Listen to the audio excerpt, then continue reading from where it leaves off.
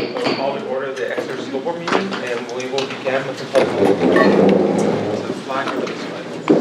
I pledge allegiance to the flag of the United States of America and to the republic for which it stands, one nation, under God, indivisible, with liberty and justice for all.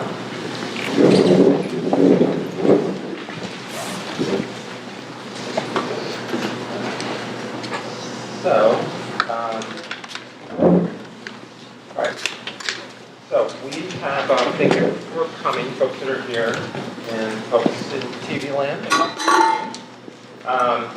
So this is the November board meeting of the Exeter School Board. Usually we meet on the second Tuesday, but we had a conflict and we moved it to Wednesday. But typically our board meetings are the second Tuesday. They're always open to the public. We conduct our business in the public unless we have a reason for it to be non-public. And if we do, we follow the right to know law, and we actually put it on the back of our agenda. So sometimes there's certain specific reasons that the law allows where we could have something in non-public. It's like if you're hiring someone or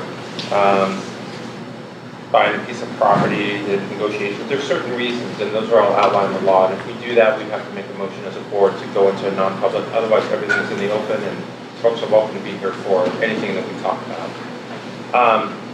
So, first item that we have is just the call to order and the Pledge of Allegiance. The second thing is visitors, which is different from public input, so we're going to get to that in a second. But is anyone here as a visitor? And I don't think we've had any visitors that will be on the schedule. Typically, that's something that if we've arranged for someone to come in and make a presentation, for example, on a certain topic, and sometimes we have visitors who come. All right, so I don't see anyone. I'm not aware of anyone that's scheduled to do that. So next, we have public input. And before we get into public input, we do have this on the agenda for tonight to talk about later. But in the short term, the board has a policy related to public input, and it's called public input.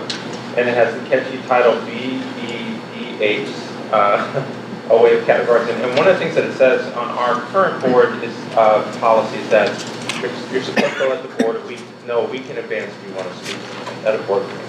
That obviously wasn't the intention of tonight in particular, since we invited people to come here. So, but it is a policy, so we have to take action as a board to suspend that policy if we want to do that in order to be able to hear from people that didn't let us know in advance, which would be everyone in the room.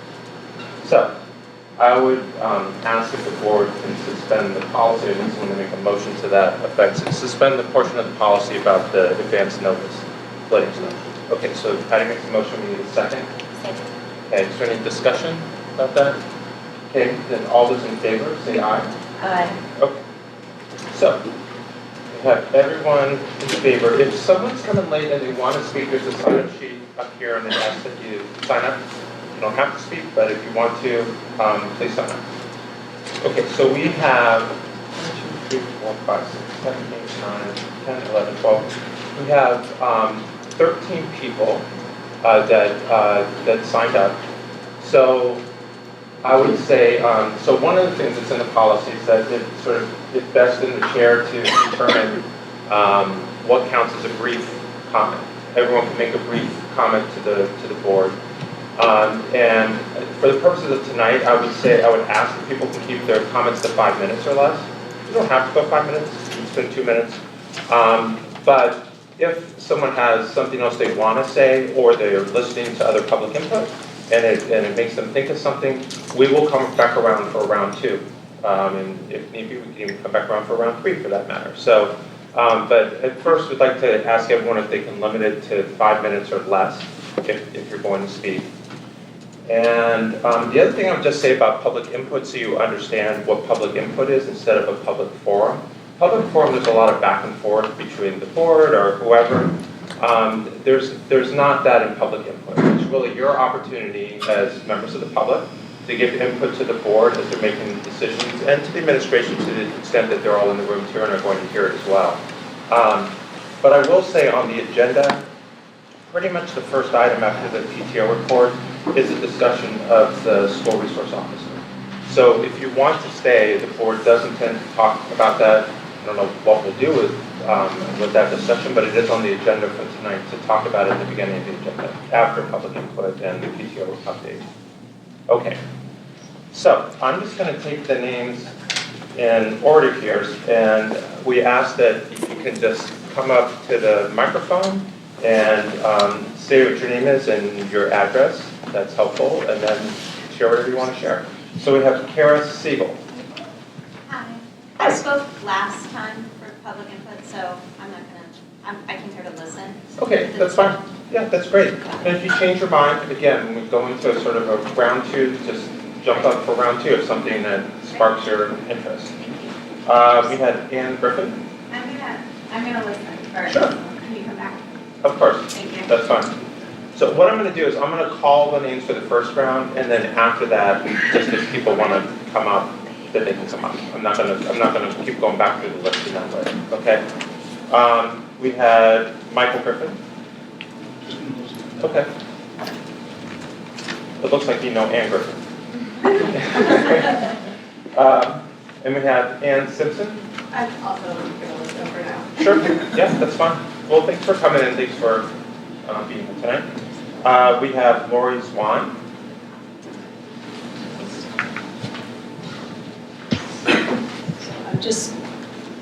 My name is Lori Swan. I live at 7 Marlborough Street here in Exeter, and I'm just going to read a statement because I do not like to speak publicly.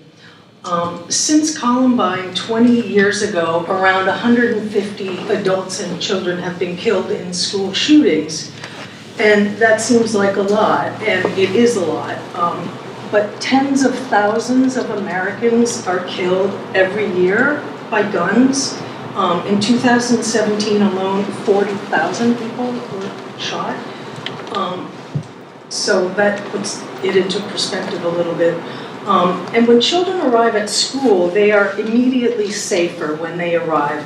They're more likely to die in the car or the school bus that brought them to school than by a gun in the school. So I'm wondering, is it worth instilling more fear-based policy based upon a statistical rarity? And is making schools more prison-like worth the stress it causes our children? If any of you have been on a search committee to hire a school superintendent or a principal, you know what a laborious and painstaking process that is, and it's a good process, and we have that process so we can hire the best people to run our schools. So if our superintendent and our principals of the elementary schools are against hiring an SRO, then I will trust their judgment. That's what they're there for. Also, town and school budgets are very tight. There's talk of layoffs in the SAU. So it's not the most important thing, but it's a significant cost. Salary, benefits, and everything for a full-time position of a policeman in our school. So it's a consideration as well. Thank you. Okay. Next we had Thomas and Carrie.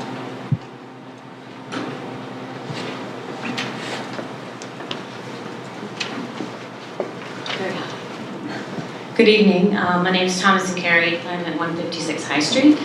I'm a former cooperative school board member, and first of all, I want to thank you all for your time because I know how much you put in and what these nights can be like. I'm here today because not only was I on the school board, but I also, education's my life. I've been in schools since I was 5 years old. I have never left. And right now, I'm currently in schools all over New Hampshire. And what I want to ask today is, first of all, you hear a story. I do consulting work, and one day I walked into a school in the Bronx. I was going to do some work there in classrooms, working with kids and teachers, and the first thing I saw was armed officers. And my first thought was, God, I feel safe. My first thought was, what do I need to be afraid of? So I think that as we sit on a board, it's really hard to understand the impact that the decisions that we make and how they impact what it looks like, what it sounds like, and what it feels like in schools. So if we have all this extra money, I'm going to urge you to do two things. And I don't even know if we have the extra money, but I would ask you to, one, go in to a school and see what it feels like to hit all those locked doors. It doesn't feel good. I also want to say the second thing is if you do have extra money, Put it into your kids. Our kids are more depressed, more anxious. Our suicide rate is on the rise. I would ask you to put this money into social emotional learning and take care of our kids instead of having this figure who may cause even more anxiety. And again, thank you. Thanks. Next we have Don Peck. Just gonna listen. Okay, so here to listen. And we have Deb Wheeler-Bean.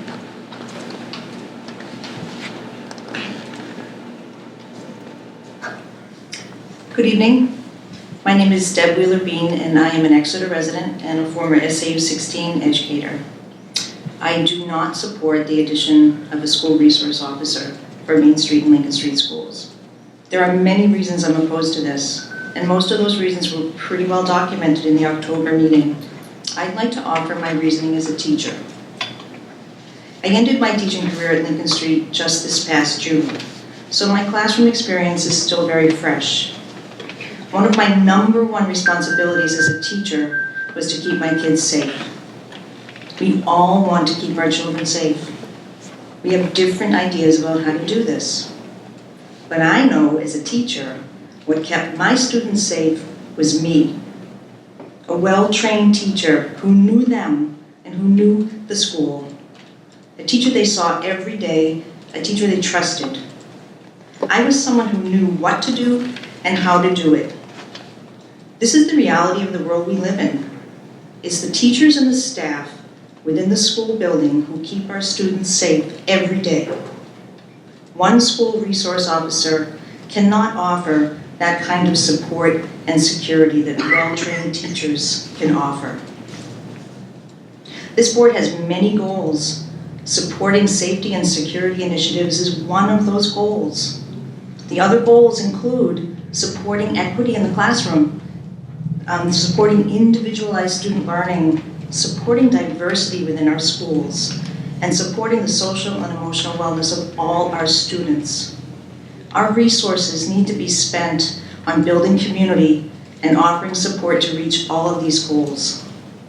The implementation of ALICE training is one of the best safety initiatives SAU 16 has put in place.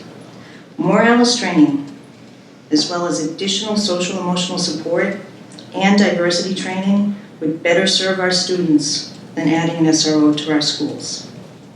Thank you. Next we have Miriam.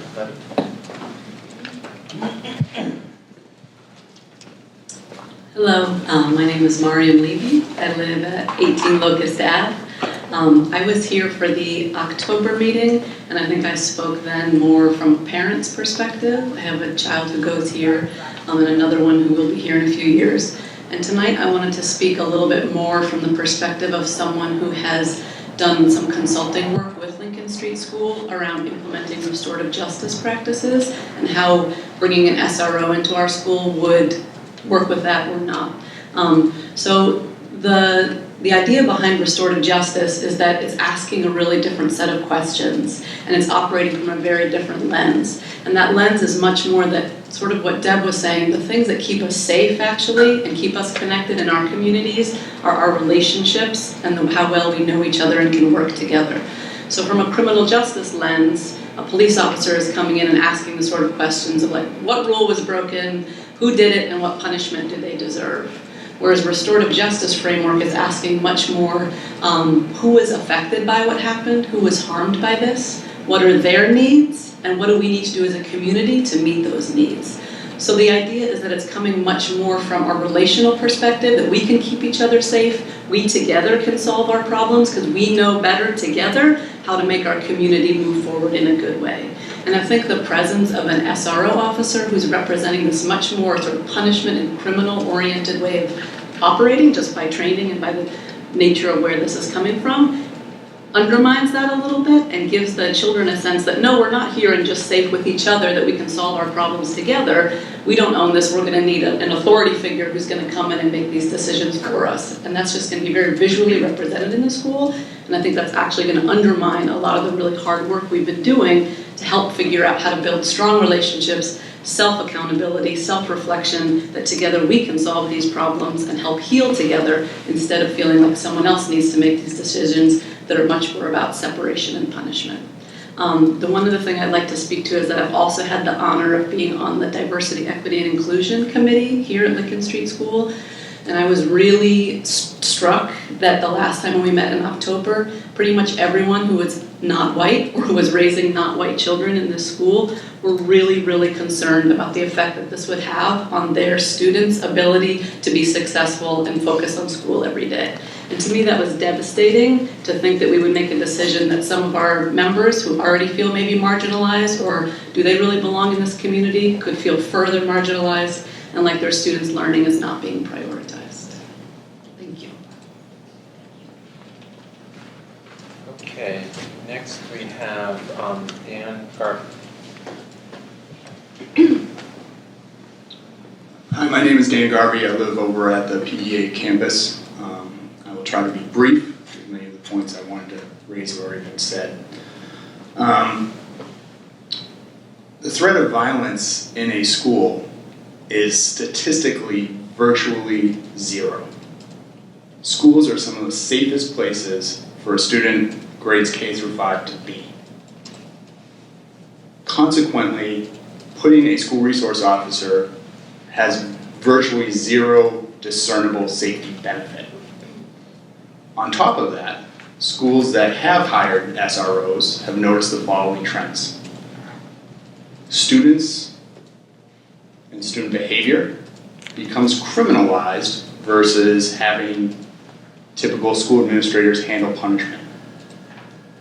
When it becomes criminalized, schools have found that students who are not white, students who are not 100% able-bodied, and students who suffer from mental illness are disproportionately likely to be the target of a criminal action from an SRO, or worse, to be the recipient of a physical force action from an SRO.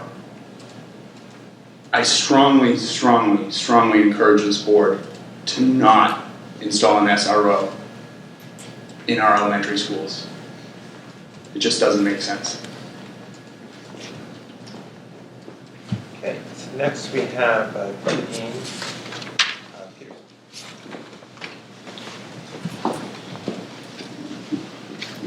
Hi, my name is Katie Peterson. I live over on the PA campus as well. I spoke last time from a very emotional standpoint. I have a son at Main Street, and I have a son that will probably be going through the same school system in a few years as well.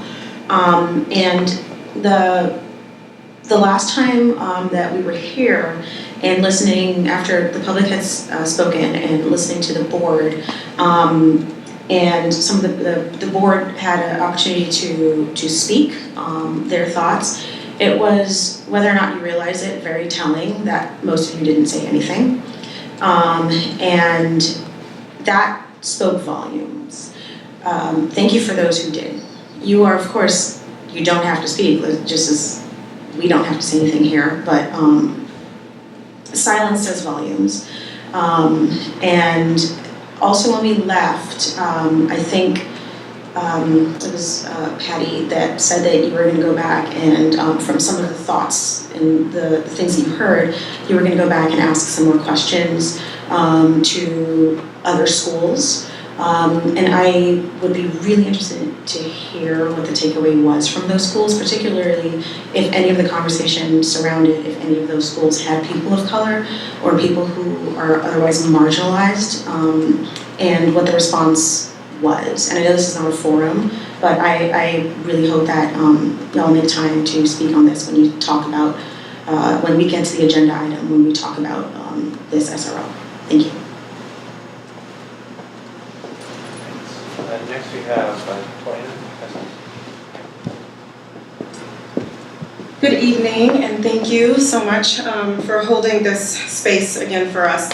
I'm Toya Augustus, and I spoke in October as well in reference to the SRO situation, this proposal, and there's a lot more that has been talked about, and a lot of the points that were made the last time we were here were reiterated again.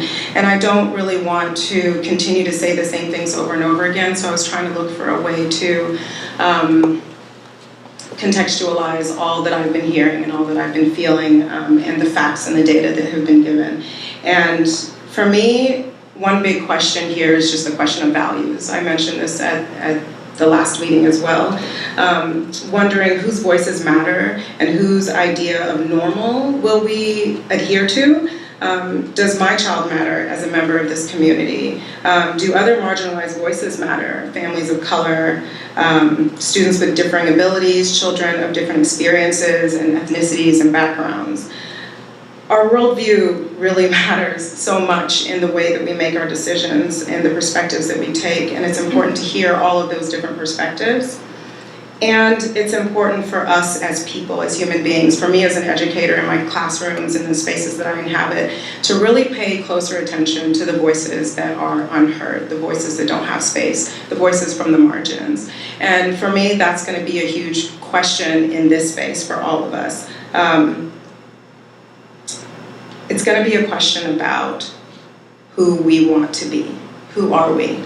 And so far from my experience, I think that we are thoughtful, and I believe that my child is, that the adults around my child are working towards making that experience great for her. And I think that how we make this decision and other decisions in the future is going to speak volumes about how I feel in this space and how my child feels in these spaces and how other children from marginalized communities feel in these spaces. And I think that we should think really deeply about that and how we set ourselves up for who decides they want to be a part of the Exeter community and who wants to come into these spaces. Because if we make it unsafe, then colleagues, like my colleague Kadeen here, who's new to this community, they may make a different decision because they're not happy with the kind of community that we're building and raising here and the way that we're raising our children. I think that the fear behind this, given the statistics, is a bit irrational. And I feel that it's a little bit egocentric as well in the way that we're viewing the need for an SRO, that the world is bigger, there's so much going on, and if we're thinking about ourselves in an isolated way, then we can be distracted by that fear, and I hope that that's not what we're doing here. And I look forward to see our community continue to grow and be more diverse, and I would be disappointed to think that we're creating a space where people wouldn't feel welcome. Thank you. Next we have Sherry Gusta.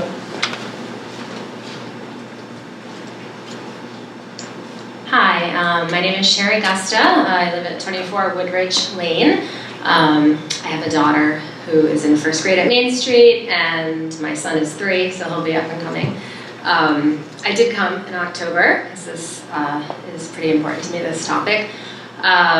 I wasn't really prepared to speak then. I did speak more as a parent, but since then I've done some research.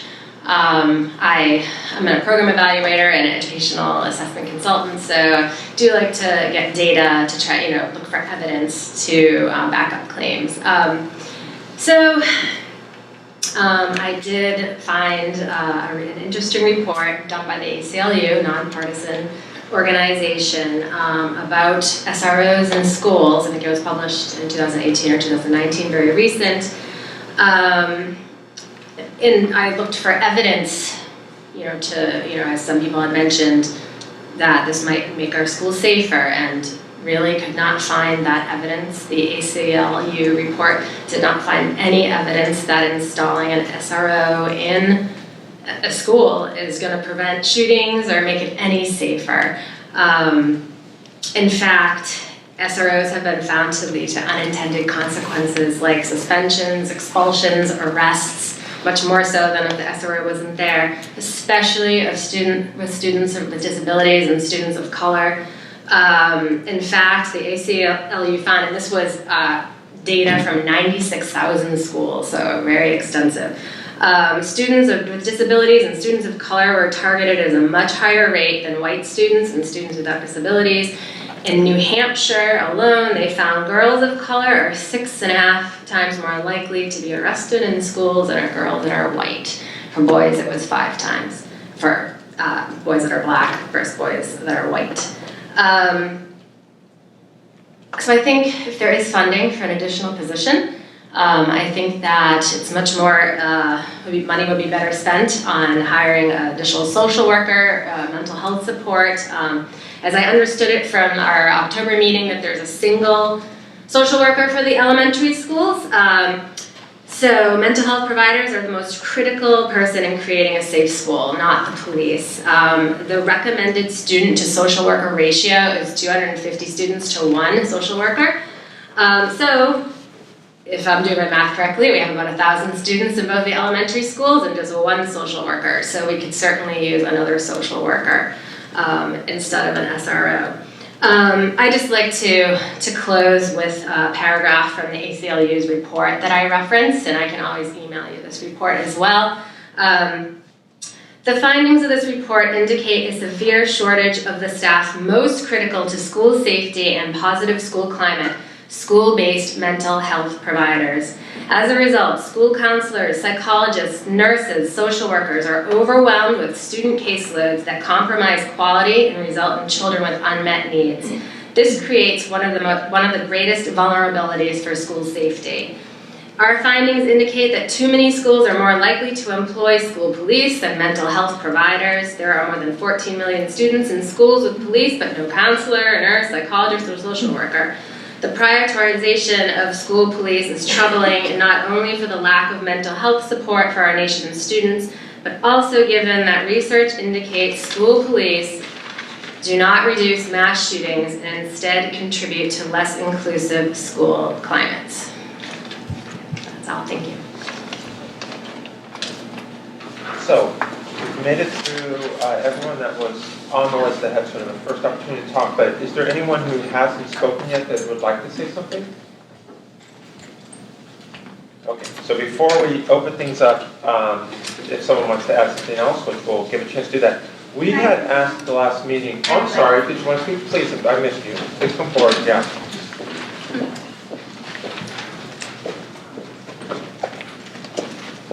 You're Ann, right? Ann Griffin? Yeah, hi. Hi, I'm Ann Griffin. I live at 81 Linden Street. Some of my comments go back to things that were said last month. So, there's a nationwide movement for earlier intervention when it comes to education. I believe that we can look at an SRO in the same way. Still to this day, I remember school officers in my schools, through kindergarten, through junior high. I had great relationships with them. They were a friend, they were umpires, they were coaches, they were a friend in the cafeteria, they were a friend out at the playground. They were just there to be friends. I think that can still happen. A school resource officer isn't supposed to be an authoritative or disciplinarian figure. He's there to be the person who can high-five you in the hallway, who can read a book to you, have lunch with you. He's a person to have, he or she is a person to have a healthy relationship with, a friend, a safe person. I understand that there is history, and it can be good or bad, but I think we have an opportunity to rewrite that. I think we have an opportunity in a very controlled environment to introduce our children to the friendly, safe police officers that we have around us. That can be done in uniform or outside of uniform. I respect that there are issues, and I respect that there's history. So why can't we look at that and be very strategic about how we introduce a resource officer to the building? We're not just talking about active shooter situations. I mean, yes, that's a big, hot topic right now, but what about an agitated parent or an agitated family member that shows up at school? If there's a resource officer that can intervene there, while the administration, who knows the students best, see to the students that they are safe and their well-being is taken care of, there's a resource officer that can handle that person while the school handles the students, as it should be. A resource officer isn't there to hand out. We're talking about kindergarten, we're talking about first grade, second grade, third grade, fourth grade, fifth grade. We're not talking about criminals. Nobody's gonna get arrested. It's not a school resources officer's job to hand out suspensions or expulsions. We're talking about elementary school age kids. This is a time where we have an opportunity to rewrite whatever issues we as adults have with police officers and help our children to start a life with healthy relationships with police officers in a school where it's a controlled environment and safe. I was a special educator before I stayed home with my children. In the school I worked at, we made a point of bringing police officers to our school and firefighters to our school. Why? Because if something were to ever happen, we wanted our students to realize that the police officer was safe, that a firefighter was safe. If we're constantly putting our fears and our concerns onto our children, that's what they're gonna learn. Why don't we introduce them to a police officer in the school as a safe, friendly person who's looking out for them, who wants to be a pal, who wants to be a buddy? That can foster a healthy relationship with law enforcement up until they're an adult. I'm an adult and I still love my officer friendly who was our Empire and our DARE teacher, our DARE's officer, and he was there substituting. He was amazing. I still see him. I have an awesome relationship with him. He never once was anybody to step in and have any type of disciplinary action in the school. That wasn't his job, and nor would it be here. It just wouldn't. It's not appropriate. Another comment that was made is that a police officer could get here really quickly. I just strongly disagree with that. I love downtown Exeter, but at any time of the day, it's a logistical nightmare. There's people backing up, there's cars parked, there's delivery trucks. At any point during the day, it's not easy to get through if there's an emergency. Considering that, and that's if there's a police officer sitting at the department waiting to be called by the school. Chances are that's not the situation. And in any direction headed to the schools from the police station, it's bottleneck, easily a bottleneck.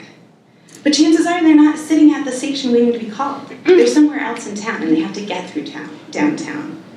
So I don't agree with that statement that they can get here quickly. So I hate to interrupt you. Yes. But I'm trying to be, I promised I'd be fair-minded about this, so we're at 5 minutes. So what I would ask, if we can just pause, we're gonna get through, just give everyone a chance. Yep. You certainly can come back up and Okay, thank you. talk for another 5 minutes if you have more questions. Okay, thank you. So thank you. So anyone else that didn't get a chance to speak yet that'd like to say something? I apologize for rushing that process, but certainly want to make sure everyone had a chance to speak. Do you I want didn't sign up, but That's okay. Do you want to come up and you I can speak? have a few things to say. Absolutely. That, my name is Barbara DiMaggio. I'm Patty Surratt's mother. And after the last meeting, I felt that I had wished that I had shared an experience I had. I live at 277 Water Street in Exeter. And for most of my life, I've lived in New Hampshire, grew up in New Hampshire.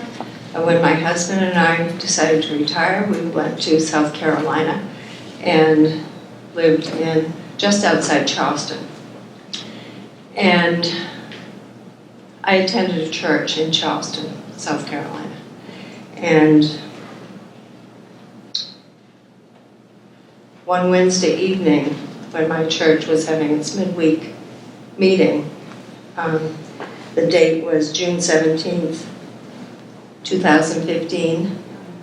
I returned home after our meeting and received news that there had been a horrible event that took place in Charleston in a church, a historic Black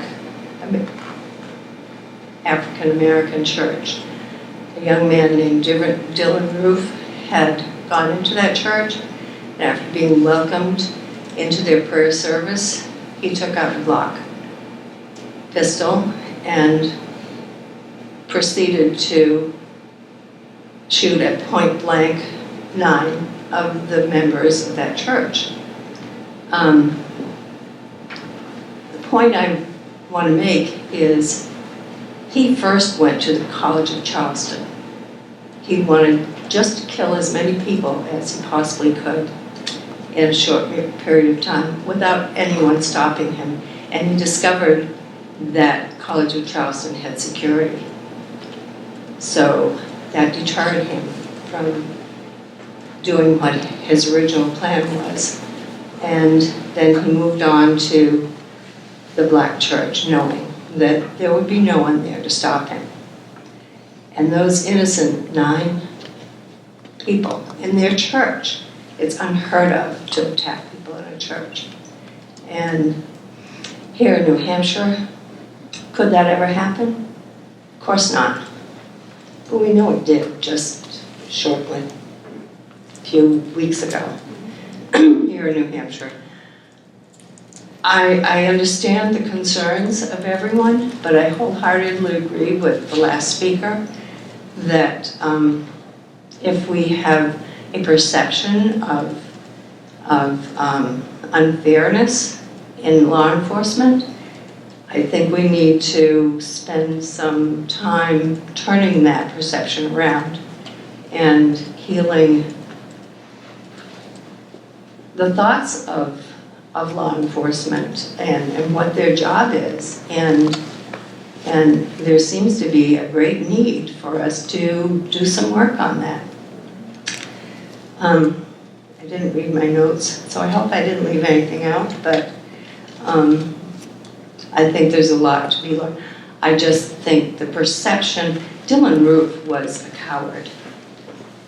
He was just out to shoot and kill as many people as he possibly could and make headlines. Deterrent is my concern. The perception of vulnerability is not a good perception for schools or churches. Thank you.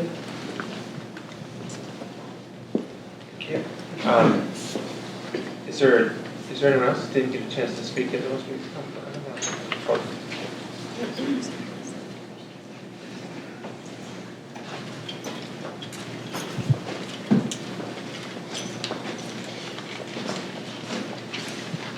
Yeah, good evening. My name is Michael Griffin. I live on 9 Vine Street. I was born and raised here in Exeter, and I've gone through the school system. Main Street used to be St. Mike's, and it was a good time to grow up. I spent 20 years in the Navy. I've also had jobs in security. I have a job in security now. Things have changed, and now I have grandkids in the school system, and I just want to say that I'd feel more comfortable if I knew there was a resource officer available. Like I said, things have changed. I don't like to see it. I don't like all these cameras and the doors locked up, but I think it's the way it is nowadays. Thank you.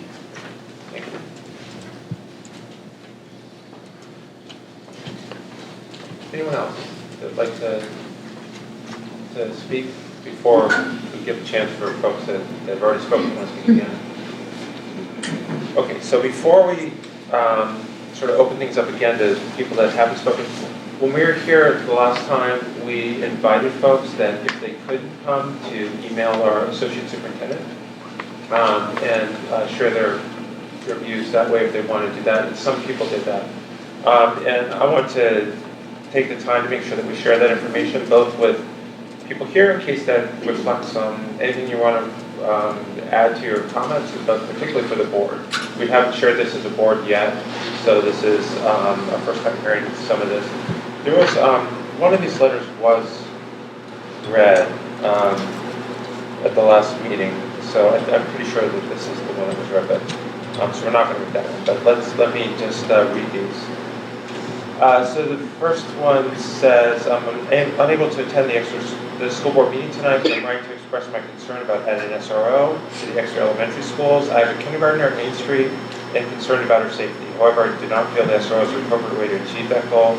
I think that the close proximity of the police station to the elementary school obviates the need for a police officer acting as an SRO full-time on school grounds. There may be other ways to ensure that there's a police presence in the general area of the schools other than creating this full-time SRO position, like increased patrols during school hours.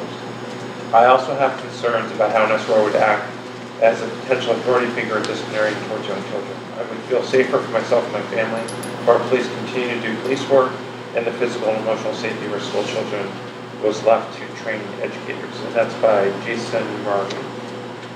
And then there's one I received from Linda Haskin.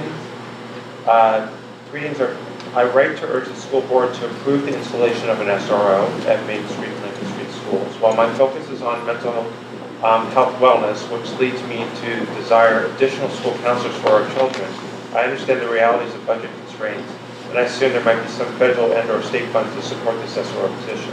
My own children attended both Main Street and Lincoln Street in different eras. Since then, the rise in school violence and mental health crises suggests to me that the more trained and caring adults we have in our schools, the better. We are blessed in this town to have the able and dedicated police department, and I assume they would desire additional training to ensure an EDPSR officer will be up to date on 21st century tools for working with young children in school settings. Unable to attend the meeting as I have conflict, so I'm sending this message by email. Hope you will consider it. Then we had, actually I think this was the one that was read. This it was by the, getting myself confused here because we have one longer one that was read by Emily. I think it was by Emily. Someone read a letter the last time, and I have two from here. Does that sound like that was the one that was read?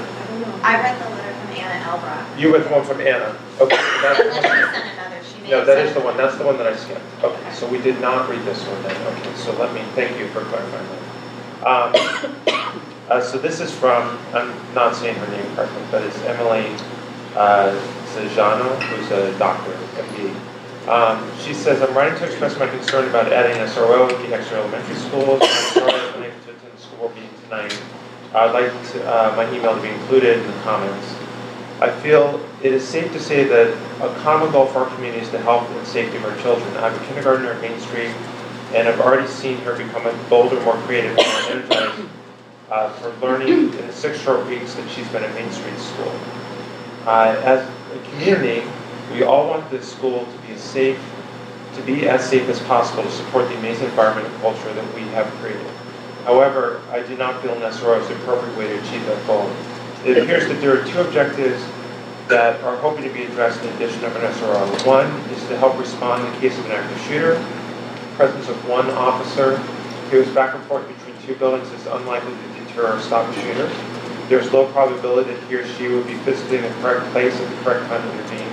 Also, thankfully, the Exeter Police Station is not far from our elementary school, and there's a heavy presence of police cars in the downtown area that will likely be able to respond quickly in the event this occurs. I feel that increasing the presence of police patrols in and around the neighborhood of the schools may help deter a shooter or similar disastrous event, as anyone planning something would be dissuaded from seeing police cars so close and so often. Another purported goal of the SRO is to improve police-community interactions. The presence of a police officer visiting with the children and discussing all the valuable contributions of their profession would be great. This can be done through having officers visit the schools, read some classes, volunteer, possibly field trips, and through similar positive events. The presence of an officer at school every day does not represent to our children the breadth of the contribution of the police in our community and could have an adverse impact as well. The presence of an SRO may change typical discipline, at least how it is perceived by these young children.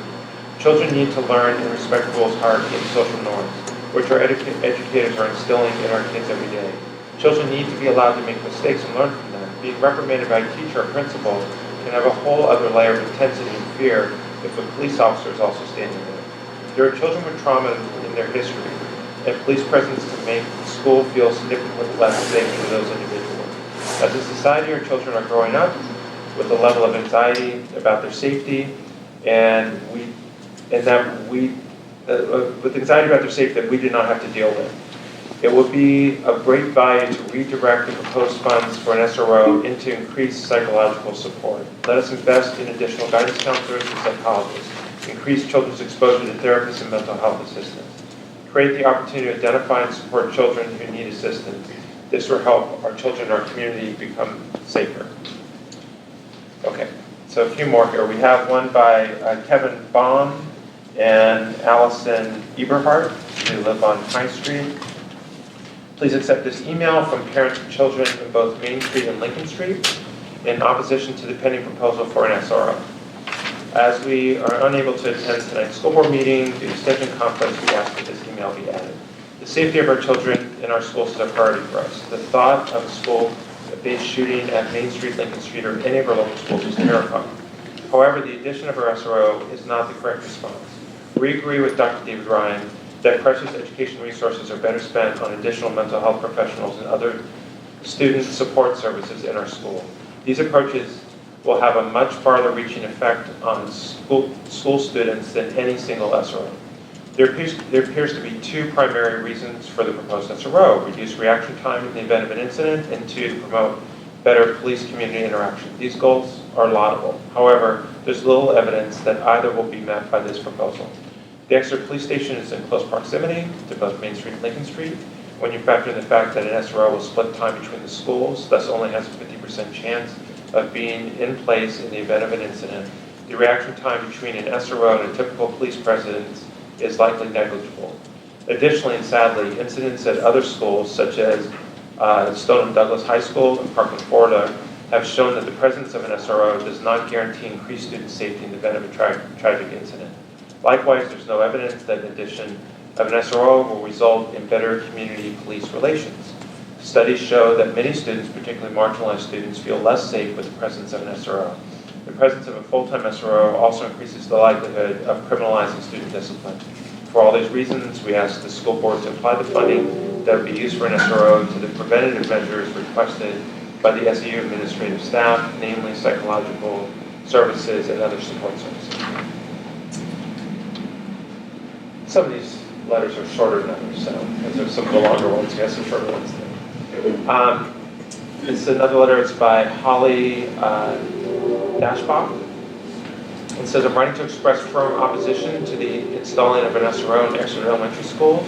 At the October meeting, community input was overwhelmingly opposed to an SRO. Superintendent Ryan and the principals of both Main Street and Lincoln Street opposed the SRO, and with good reason. I strongly urge the board to take input from the school personnel and the community seriously on this matter. There are many ways to foster student relationships with police without having an armed officer present in the school every day. There's no data which indicates SROs make schools safer or prevent shootings. Funds used to hire an SRO could well be spent on hiring an additional social worker, as the single social worker in the elementary schools now is at max capacity.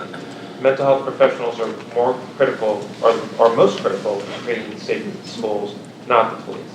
As a parent and preschool teacher, I'm concerned that the presence of an SRO would be frightening and confusing to some students. The presence of any armed person in school sends a mixed message at best, in my opinion. Students with disabilities and students of color are targeted by SROs at a much higher rate than white students and students without disabilities. In New Hampshire, girls of color are 6 times more likely to be arrested in school than girls who are white. If you're interested in reading, the ACLU has done research on school policing, and the results are troubling. There's a link to the ACLU report. There's a shorter note that I received from Meadow Gregory, and it says, thank you for, it says, unfortunately we're unable to make it tonight, but I personally oppose the addition of an SRO to the elementary schools in our area. Exeter Orange would like to be further involved. So could you please let us know if there are any other opportunities regarding this issue? It's a note from Eric Kane. Having spoken at the last school board meeting against the hiring of an SRO, I'm writing with an additional point that was not directly raised last month. Nearly all available information leads to the conclusion that hiring an SRO would lead the elementary schools and the SRO headlong into the old adage, quote, if you have a hammer, everything looks like a nail, quote. Even the best trained and most well-intentioned SRO is still a police officer. And to a police officer, a 9-year-old shoving a 7-year-old into the wall may be an assault worthy of legal proceeding rather than a school discipline issue worthy of school discipline.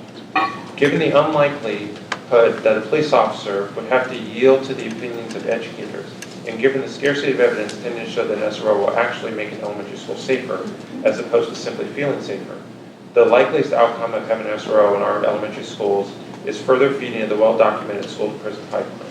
This evidence-based negative reality far outweighs the theoretical benefits of devoting finite resources to hiring of an SRO. Thank you for your consideration. A couple more.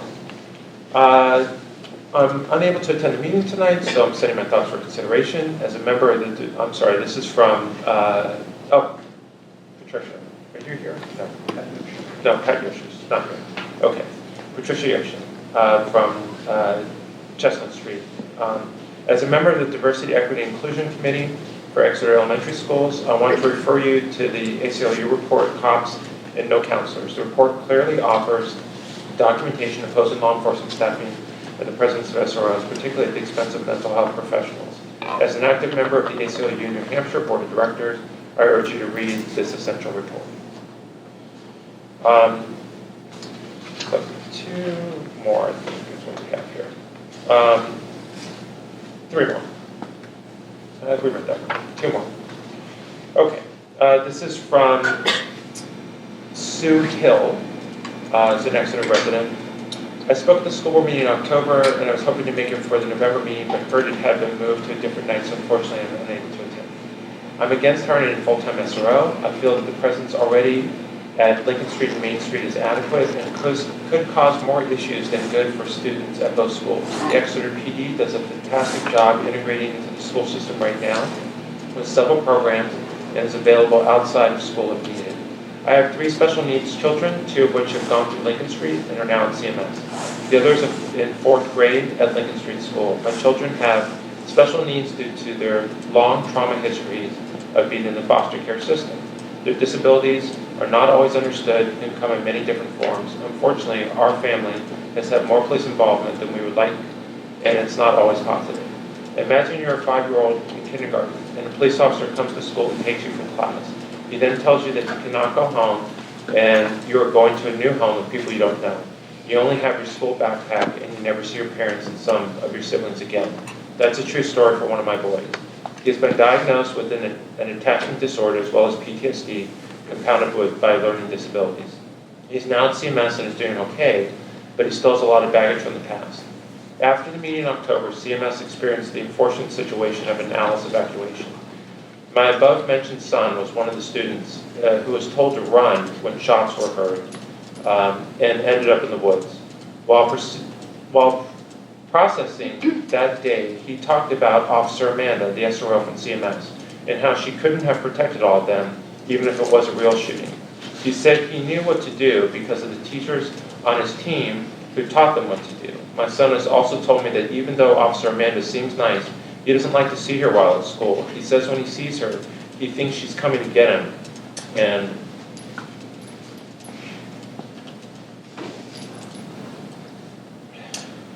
he says he gets all mixed up inside and just can't concentrate for the rest of the day until he sees me and knows he's coming home. This has greatly interfered with his ability to learn on those days and be academically available. Our number one job should be making sure that every child on every day is academically available. Nothing should interfere with that. My son was adopted 5 years ago, and this is real for him even today.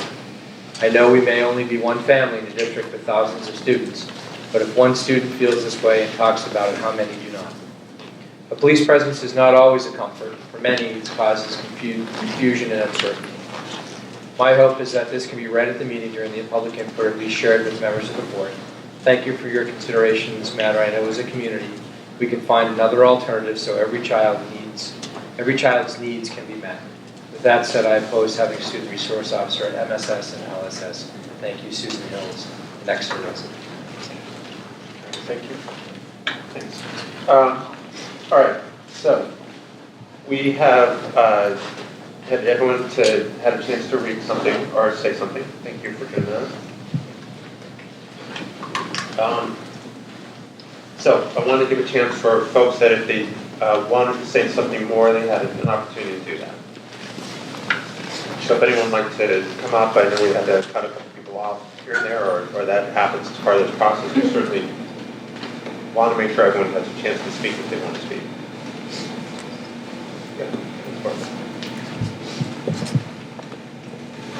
My name is Joanna Ram. I live at 105 Front Street, and wasn't again planning to speak, but I think that letter just said it all for me personally, and I cherish every person who's shown up and spoken, especially those who I suppose in this moment agree with. That I think this is a terrible idea.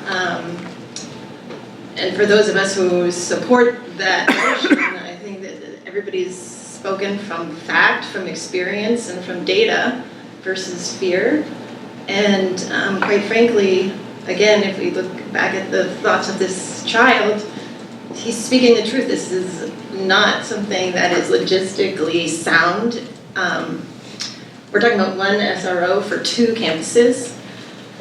And to think that that one person can conduct and provide safety to every student in these 2 schools is kind of ludicrous and not supportive of what the data is saying kids at these ages need and what our leadership is saying they need. So, thank you.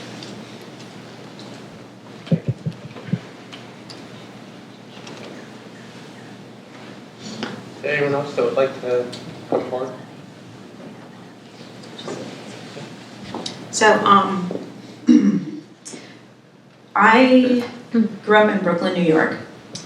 I also had, I don't call them SROs, I had police officers in my school. I had armed police officers in my schools. I had metal detectors in my schools, and y'all could say what you want about it being Brooklyn, but the point is that I grew up with police officers in my school, and I had a very different experience. I don't remember them fondly. I have no fond memories of these people. Not that I had any kind of negative interactions with them, but they were not there in any sort of friendly way. And I say that because I think in this room, when we talk about why we oppose or why we are for, everyone is speaking from a deeply personal place. I recognize that. And last time after I spoke, I had urged everyone and just asked, please just listen to me, because in many ways and many fronts, I don't ever feel heard. I am constantly what is called the face of the race, as in usually the only black person in a room full of white people. And that's a huge burden to bear. So when I shared what I did, that was me just saying, can you just please listen to what I'm saying? I know it's not your experience, but listen to me and hear me. Because when we, in particular, speak as people of color, and we're telling you that this is a true fear, and it has statistics to follow it up, I oftentimes feel like we are not heard. I still hear, okay, yeah, sure, but also look at this awful thing that's maybe going to happen, and how is my white child supposed to feel safe? That's what I'm hearing. That's real talk. We can change the narrative, but I don't think that narrative needs to start with my kindergarten black boy. I don't want it to. If this measure passes, I'm pulling my kid out of this school because he can't be here. I'm not going to do that to him. I grew up traumatized from my experience. And thank God I had a community around me that people who looked like me, so I was able to get these lessons. We're in the middle of New Hampshire. My son is not going to be afforded that benefit. The people around here don't look like him. I had to tell my son that I was not going to allow him to go to a birthday party because the birthday party was a Nerf gun party. And there was no way that I was going to allow my little black boy to be at a birthday party where guns were being shot at him. And it's a birthday party, okay? Like, I just need you to understand that when I say I fear something, this is coming from such a deep-seated place that this country caused. It's not coming from hearsay. And to flip it back in the other way, when we were here last time in October, there were people talking from fear too who were for this. In fact, there was a man that said, for us to think that this is not like, I think he said something to the effect that a school shooter is going to happen here. He said, those were his words exactly. And that's mass paranoia to me. So I realize that I am coming across angry because I'm angry. That I have to stand here all the time and explain why I as a black woman feel this way and have to justify why I feel this way. That's not right. And I don't know where this is going, but I just know that I already, just even having this conversation, I don't feel welcome in this community. And maybe that's not the agenda here, but I do know that for people who look like me and people who have children who look like me and who have spouses who look like me, they're not feeling welcome here either. And I think that is a big part of why we continue to show up, and I will continue to show up. I just need you to please hear what I'm saying. It's not just, and yes, it is coming from a place of fear, but it is a fear that's based in the systemic racism of this country.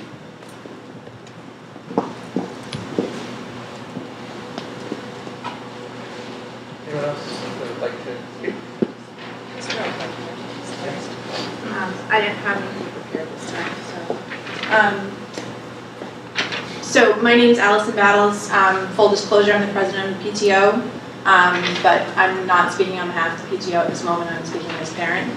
So last month I came and I had something written, so I'm flying off the cuff here. I keep hearing about two schools. How is one SRO going to handle two schools? And I'm a person who, I don't have any experience in the mental health field. I'm not an educator. I worked for a school, but on the admin side. I'm a person who thinks about logistics. And I'm just wondering, I know that my PTO, part of our funds, help support the Exeter Developmental Preschool. So I'm just wondering where they would fall in this conversation. And would we be talking now about an SRO for 3 schools? Because that response time would be probably closer to 10 minutes, is what I'm thinking. I believe it's been tested, the response time from the police department. It's 2 to 4 minutes. Yes, it can be gridlocked downtown, but if I had sirens, I would probably just use them all the time so I could get through quickly. So what else? I think that we can all think about horrible things that have happened in this country and abroad. And it's really hard to put a finger on things that have happened in this community. I think Sue Hill's letter was the first one that talked about what happened at CMS and how it really, Officer Amanda was not a factor in what happened that day. And that school has, what, 1,200 to 1,400 children, and they knew what to do because of their training. I know that a lot of parents were upset about the evacuate part, but that is what the E stands for. It stands for evacuate. And my kid was in the school, and I wished he was in the woods. So I think the only other thing I can put my finger on that is more of a what if is last year when my son was a 5th grader at Lincoln Street, it was towards the very end of the school year, there was a student who was found to have a knife on them here at Lincoln Street, a little Swiss Army knife. My son came home, I talked to him about the incident, I said, what happened? Was the student trying to hurt anybody? No. Why did they have it? I don't know. Did anyone feel threatened? No. I'm like, okay. We got an email from Principal Bairstow saying a knife was found on a student, disciplinary action has been taken, parents have been notified, everyone's fine. My what if for that moment is if there had been an SRO here, I believe that knife was found, you can correct me if I'm wrong, Mr. Bairstow, I believe that was found by a recess aide on the playground. My thought was, if there had been an SRO here that had found that knife on that student, on that 10-year-old boy, where would that 10-year-old boy be now? And I'm sorry for saying boy, apologies. 50-50 shot, I guess. I just feel like if there were an SRO here and that had happened and they were here and that child had been in trouble, that it might have set them down a path that couldn't be dialed back. So again, nothing prepared, flying off the cuff, inarticulate, my apologies, but I just felt like I had to say a couple of things, so thank you.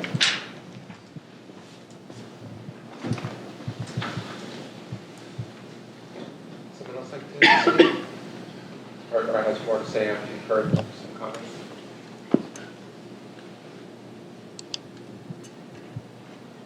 Okay, then we're gonna move forward, okay? Just again, I don't want to, I know some people have hesitated and then thought they had something, so again, I don't want to close things down in case someone still is on the fence about wanting to say something. Certainly this is your time to do it. This is the second of our 2 public input sessions where we invited people to come, so then we'll sort of wrap that part up then. Again, just As a reminder, what we're doing on the agenda here, we're going to approve some minutes, we're going to have a PTO update, and then we're going to talk about the school resource officer position. Folks are welcome to come and go at any time throughout the meeting. Welcome to stay to the end if you want to be here at 9:30. But we should be talking about the SRO position more, probably about 10 minutes. Okay. So let me move forward on the agenda. Next, we have minutes from the last meeting. What's my agenda here? I think we have 2 sets of minutes, right? Yeah. We have both the public meeting and then we had a non-public meeting. So we need a motion relative to those minutes. In the non-public meetings, there is an error on page 16 of 49 about the attendance at the non-public session. Because I was absent and the name Lisa McConnell was here. Okay. So we should update that. Well, first, why don't we make a motion, and then we can talk about if we want to have any changes or whatever. Do you have a motion relative to the Motion. All right, so I have a motion to approve both sets of minutes. Do I have a second? Second. Okay, so now let's have discussion. So one of us to make a change in the non-public minute that you weren't here. Any other amendments or changes to the minutes? So I guess the motion is to accept the minutes as corrected. Is that right? Okay, so let's take a vote on that motion. All those in favor say aye. Aye. Okay, so those are approved. All right, so now we move forward and we have this PTO report.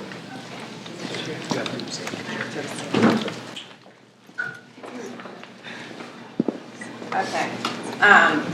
So, let's see.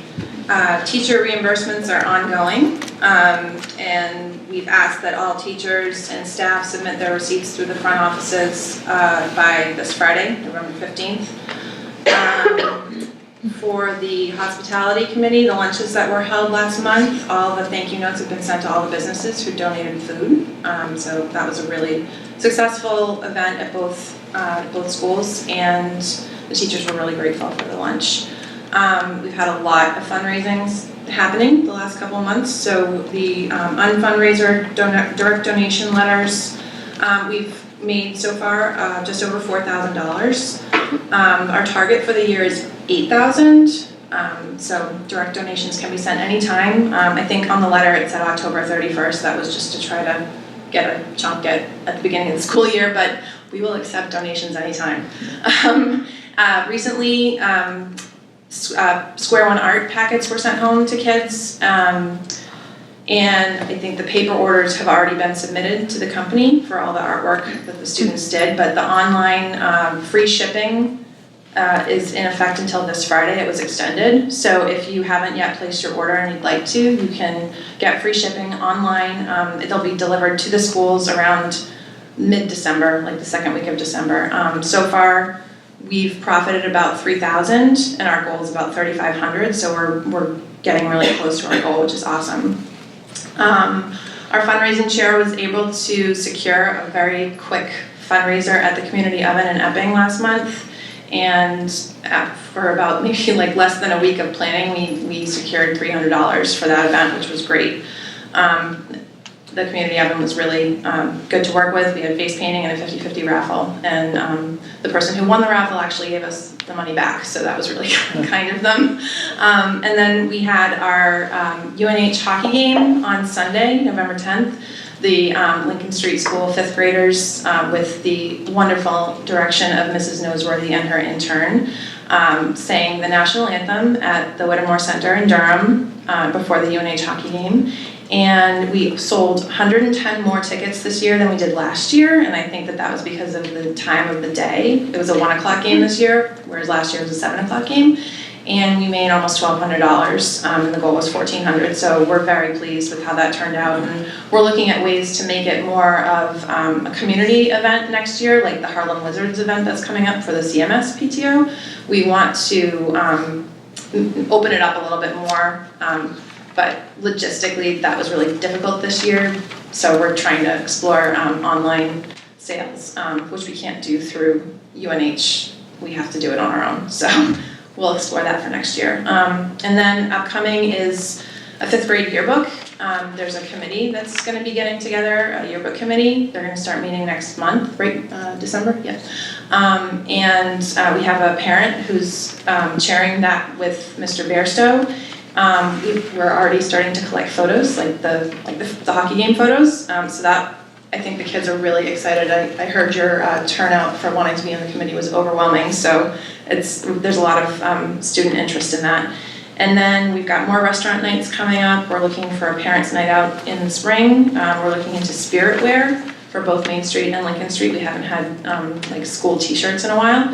And we're going to be doing teacher tailored kits. That will be kind of the end of the year fundraiser after Get Fit in May. The next restaurant night is going to be at Sea Dog on Wednesday, December 4th, which is the night before the holiday parade, or the holiday downtown Santa and gingerbread houses and Festival of Trees. So go out to eat on Wednesday and then go see the trees on Thursday. And then for the Get Fit in May road race, we've got a lot happening. Our new race director has some really great ideas, and our committee has some great ideas. We're trying to do more with sustainability. And we're trying to tap into the community more for our entertainment. So last year the football team, the Seahawks football team was a big hit. So we're going to be reaching out to some of the Exeter high school athletic teams to see if they would want to come and be a part of our race that day. And we want to look into manning tables at the parent-teacher conferences in April to see if we can get people to sign up for the race a little early. So that'll be just logistics to work out. We already have people registered. I think we're probably close to 30 at this point, which is normal for this time of year. And then we've got some positions that need filling next year for the PTO. So if you have any interest in owning a position, we've got light work and medium to heavy work. So there's something for everyone. So you can reach out to me. My name is Allison Battles, and my email address is on our contacts page on the Exeter PTO website. Our next meeting is not until January. We don't meet in December. And it will be back at the Main Street School Library at 5:30. We try to get childcare for every meeting, so I'll update the Facebook event to let you know if there's childcare available. And our next Get Fit in May meeting is December 12th at 5:30 in Mr. Schmidt's room here at Lincoln Street to avoid conflict with the Festival of Trees, because it was originally supposed to be on the 5th. We don't have childcare at those meetings, but they're less formal, so kids are okay. So, thank you. Just a quick note just to say thank you to the PTO for all they do for the school system. There's a lot beyond just the fundraising and volunteer work. Some of those funds have gone to things like supporting technology needs that aren't met through budget, but also a lot of the sort of enrichment activities have been supported and sponsored by the PTO. It makes a big difference in the experience here at the school. So thanks for your leadership, Allison, and all the people on the committee that do that. Okay, so old business. We have two things that are on old business. I did say I was going to talk about the SRO first, but I'm actually going to talk about the other one first because it will just take a minute. At the last meeting, we had brought up the idea of looking into the concept of universal meals, meaning that it would be no cost to any child to have a meal while they're in the elementary schools. Some other schools in our state have adopted this, particularly ones on the western side of the state where there's a pretty high percentage of free and reduced lunch, and just it felt like it was something that was a need that they could meet. We don't really know what are all the statistics here yet to know if that's manageable or not, but the board felt as just an initial reaction, it's at least worth looking at. So Esther Asbell, who's typically our advisor, not the superintendent, who's filling in for her very admirably tonight, is away tonight, but she has been gathering some additional information. She plans to present that at the December meeting. So that's really all we have to report for that right now. We're going to continue to look at that and consider that, but it's going to come up at the December meeting. So the other item we have here is the school resource officer. And I shared some of this at the last meeting, but let me again quickly go over some of this on where this came from. Safety in our schools is obviously something that didn't start in the 21st century. It's something that folks have been looking at for a long time. But in particular, I've been on the board for, I think, 14 years, and there was really quite a change with the Sandy Hook shooting. It just got folks thinking and looking at things more carefully, particularly because it was an elementary school. I think that had an impact in New England. I don't know. It was a variety of things. It was certainly a terrible incident event. The way that our SAU responded was to bring folks together across the SAU with first responders, so not just the police, but with firefighters, for example, and other folks.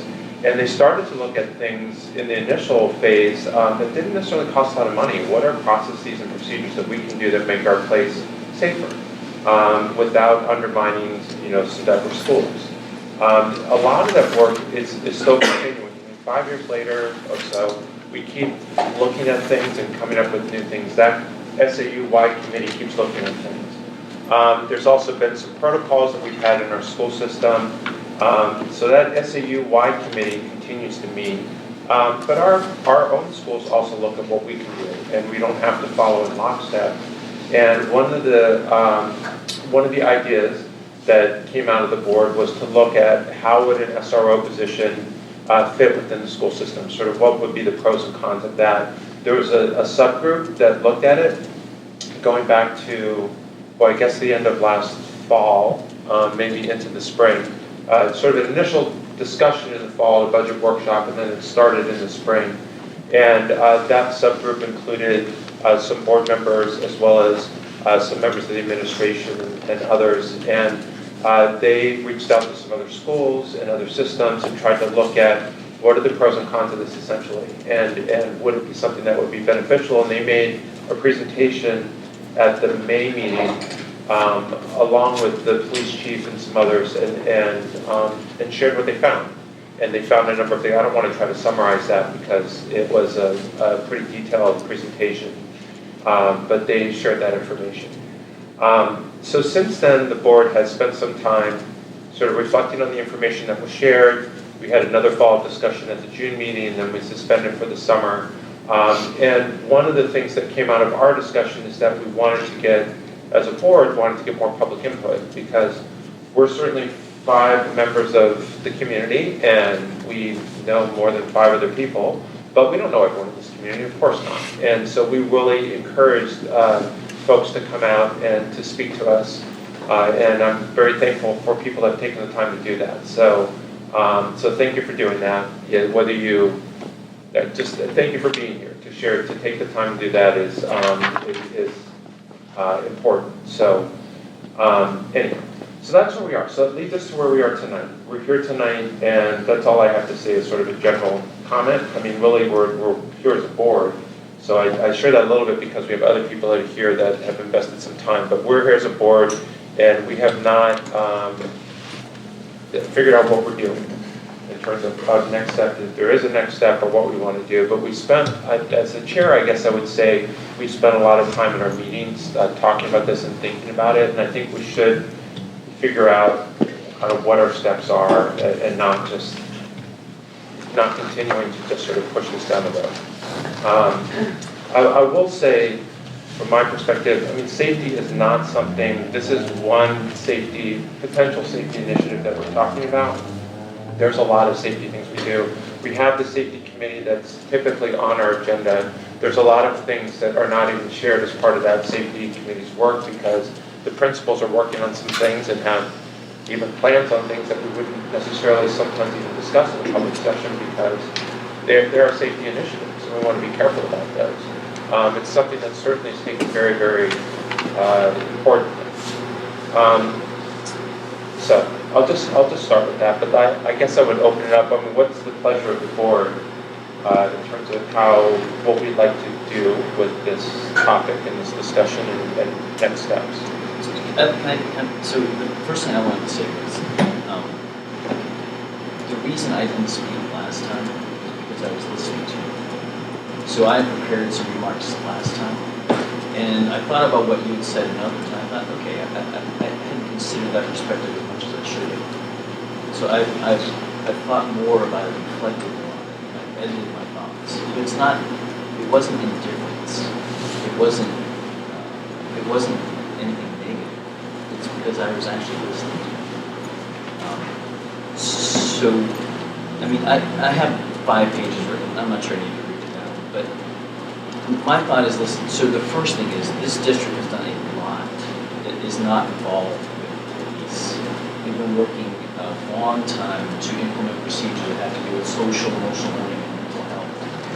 We just added a social worker.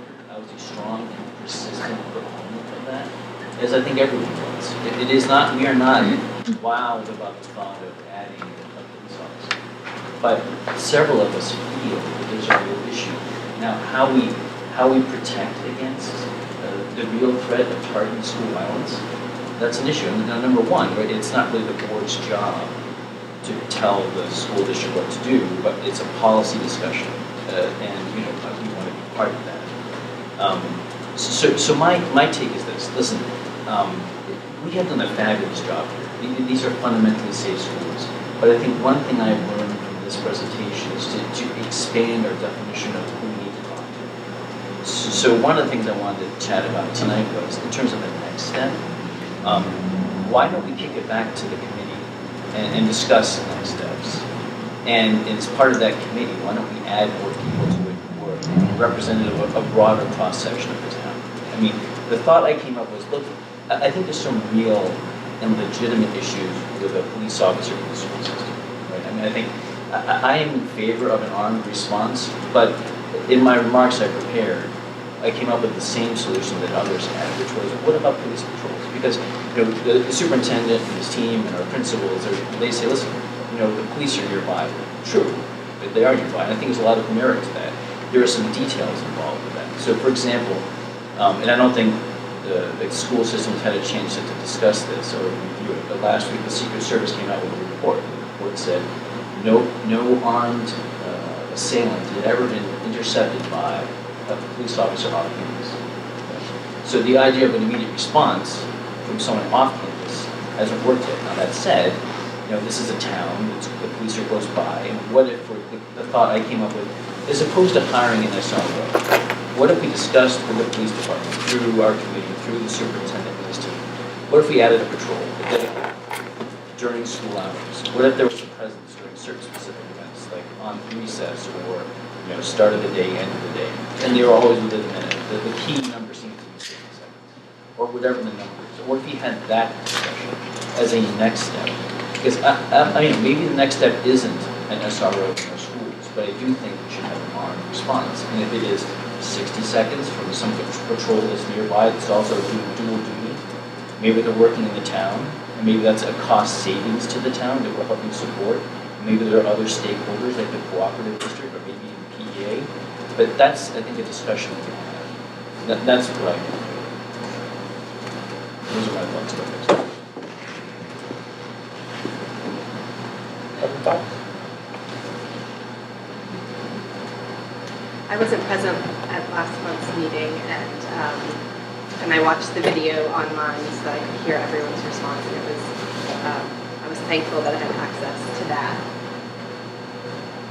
I am new to the board. This is my first cycle. I was not part of the safety committee, and it has been the process, as I understood it, that the safety committee, the subcommittee of the safety group,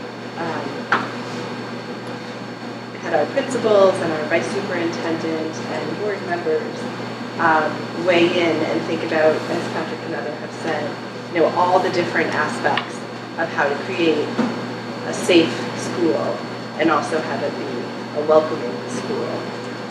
And so some issues that we've heard come up besides the SRO are the locked doors and how that's changed the feel of the school. And I don't think we've talked about that as a board yet. And I've heard a lot of feedback from teachers.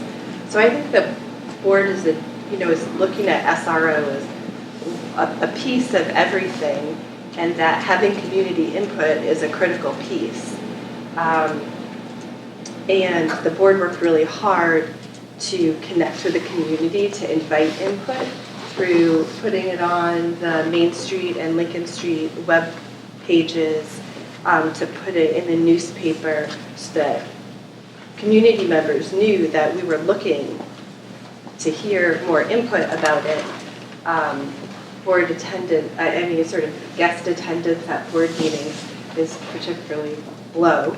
And so I thought, and worked with people to make, on the board to make sure that the public knew that this topic was happening. So when I listened to the video comments, some people seemed surprised that this was a topic that we were discussing, but it's actually been a topic that the safety committee has been discussing for months. And so I just felt like that was an important piece to share, that it's been in process and that having public input is a critical piece of the process. And I think what I've learned from the safety committee's report and now from public input is that there were a lot of points of view that we needed to introduce that weren't introduced at that time.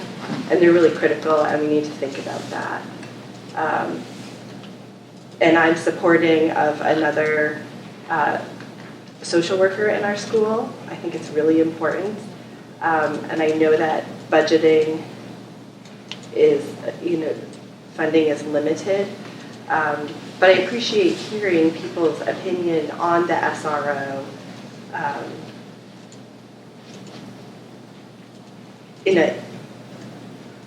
if you can separate it from social emotional learning, just to think about the different pieces and the roles that they play and the impact that it can have.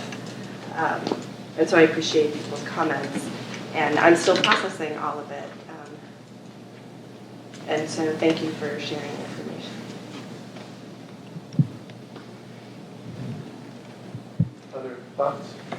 Yeah, I think I need to kind of dive into how I came to this inquiry into an SRO at the elementary level.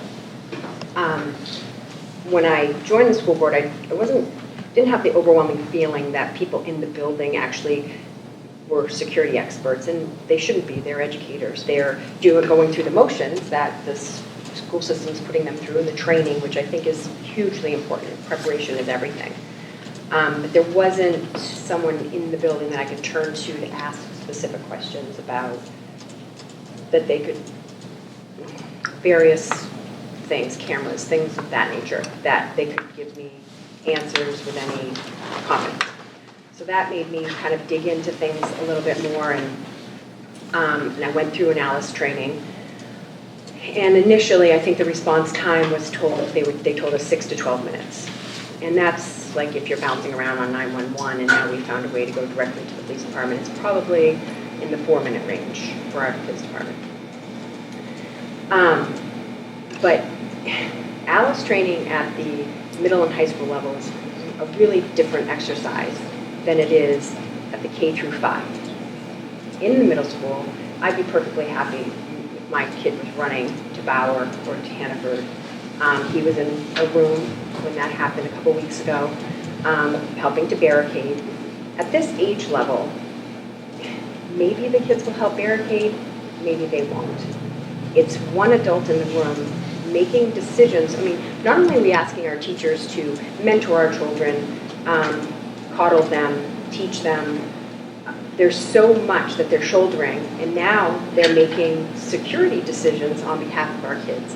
I think that training should continue, but I feel like we should give them the best or immediate first response to support them in those decisions. I went to the ALICE lockdown drill this past week here, and it's all random. You run out the door, you've got a group of kids, hopefully they're staying together, and you're going to a designated spot that you happen to choose based on where the shooter is. I'm not disillusioned enough to think that this is something that is going to happen tomorrow. I mean, I probably have more chance of getting hit by lightning. But when I sit on a board that has some influence over the protection of all of these kids and the staff, I feel an overwhelming responsibility to explore all options. And it's not a new trend. There's the communities.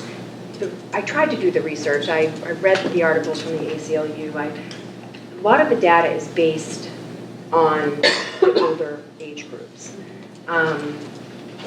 And that's where SROs are more prominent or predominant. It's trending in the lower age groups, the K through 5.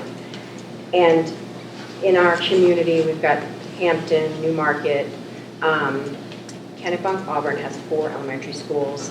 They're not super close, but because they rolled SRO out to each of those elementary schools, I thought that was important to know. Also Bow and Seabrook. I would say Hampton is the most similar population. They have about 1,000 students. They have 2 elementary schools, and they rolled an SRO out 1 year, and then the very next year they rolled one out for their second school.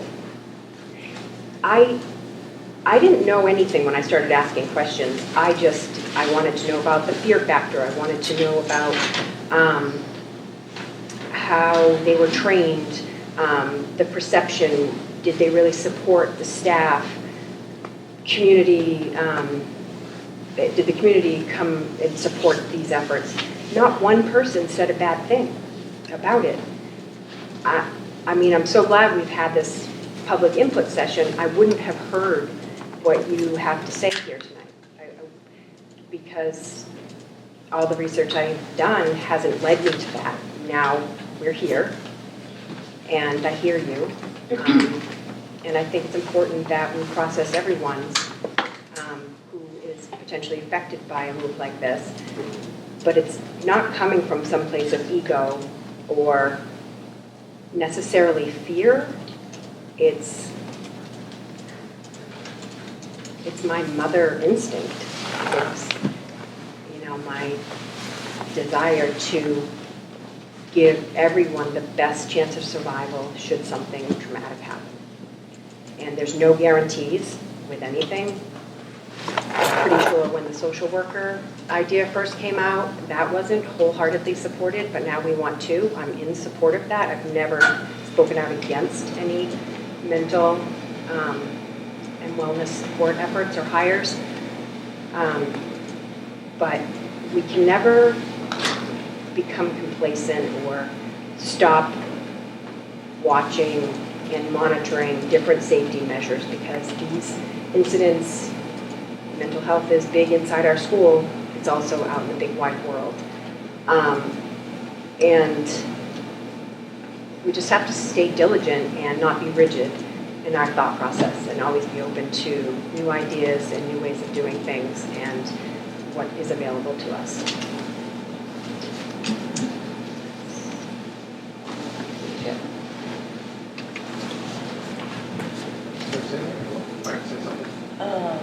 You ready to say?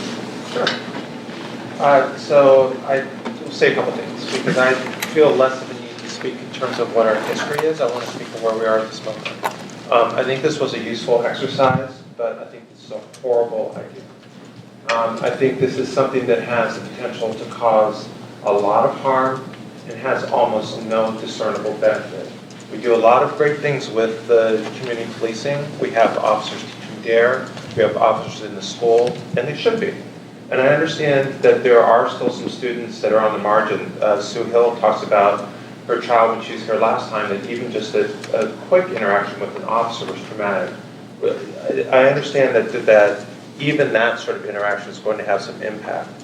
But I also hear some other voices from our community that there is some benefit to having positive relationships with the police. We've also heard that from the board, and I do support that as a concept. But having a full-time officer here, I think, is something that has much more potential to cause harm than good.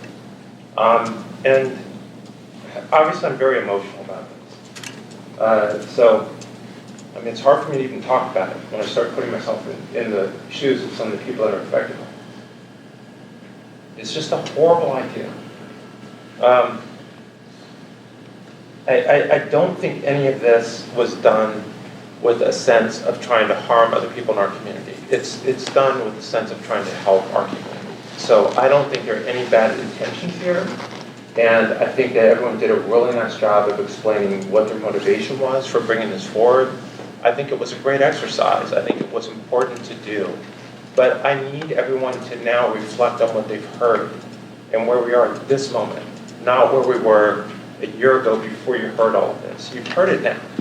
the information's there. I just read an article yesterday that talked about, it was in NPR, and they talked about one person estimates the odds of being shot at a school at 1 in 600 million. 1 in 600 million. So, and that includes high schools. We're not even talking about elementary schools where it's much, much lower. It's just a phenomenally low chance of an active shooter being in our school. And should we be doing things to prevent it? Yes, and we are. We make it harder to get into buildings. We check at the door. We have more secure buildings than we ever used to have. There's a lot of things that we've done, and we should continue to look at ways to improve those. But adding an officer in here, the voices are just so clear and so loud, and it's hard for me to ignore. I just can't ignore it. And I also have a lot of respect for the administrators that we've spent a lot of time hiring. And they've consistently, and Dr. Ryan happens to have some police officer training, and he doesn't think it's a good idea for elementary schools, and that carries a lot of weight with me. Our two principals who are in these buildings also think it's not something that we should be pursuing. Our special ed director spoke out very passionately about the kids that she's working with, how it can have a disproportionate effect on them. We've heard members of our diversity and inclusion communities that we're trying to improve those relationships with, and we're trying to do more work on it. It's part of our goals, and I think we have the potential of just sabotaging everything else positive that we're doing to pursue one thing to the nth degree, and I think it's a horrible idea. So I'm not going to be, I have a role as the chair of the board to be fair-minded, and I've tried to be very fair-minded. I've tried to listen to everything. But I'm also a member of this board, and I'm not going to mince my words. We should not be doing this, and we need to stop.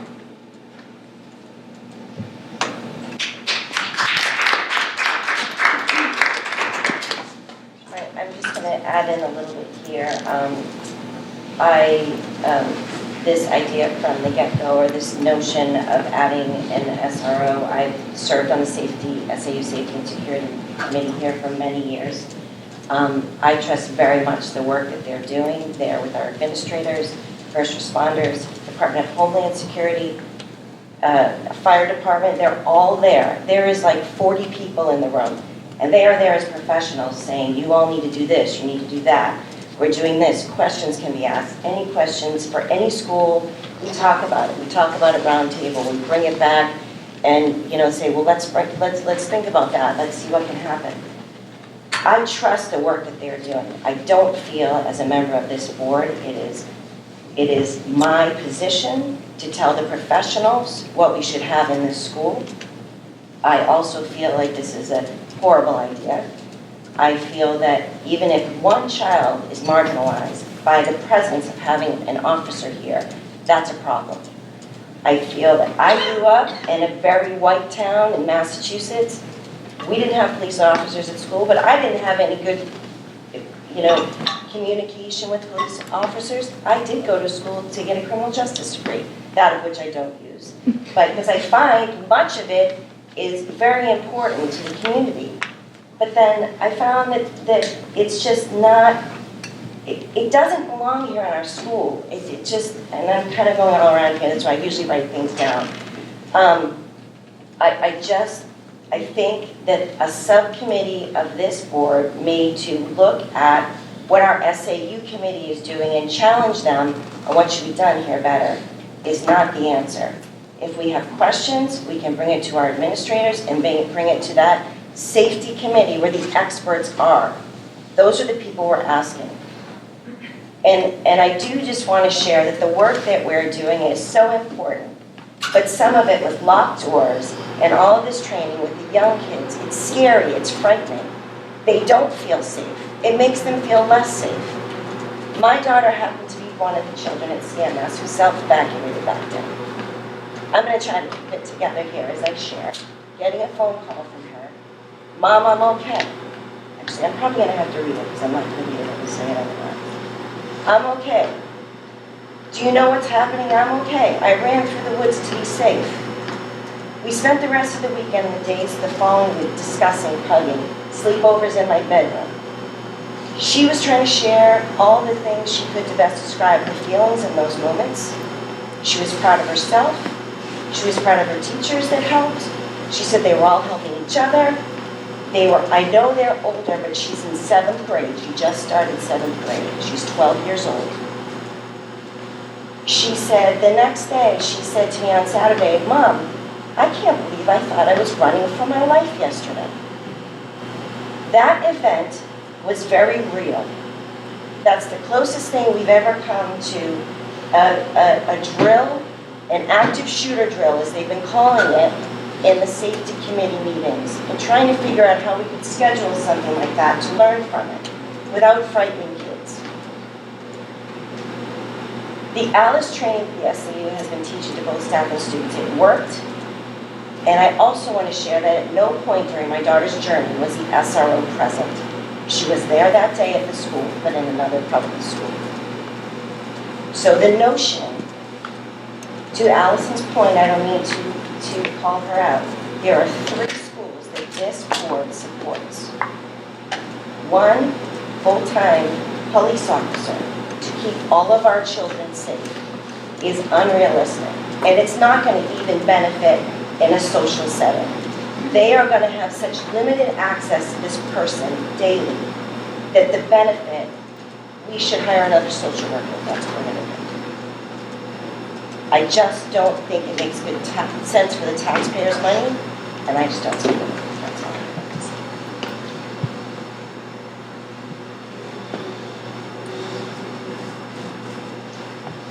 One other follow-up item, after last meeting, I reached out to Chief Coolin, and he said he was going to be reaching out to some of you folks to reach out to any of who spoke out against it. Yeah. I don't know the outcome of those meetings, but he was concerned about your concerns. And I think that's a great place to start conversation, like some of the committees that we're putting in place here as well. I guess that's where I want there to be dialogue and the ability to have this conversation. Oh, I do have a coworker whose children are in the Hampton School District. She does get regular calls from the SRO regarding trivial events involving the children. And that's real time. I think 2 weeks ago. I wanted to say something else because I think the conversation has shifted in a helpful way for the board. When this was first presented, one of the pieces that I thought that I needed to listen to was the piece that we ask our teachers to do so much.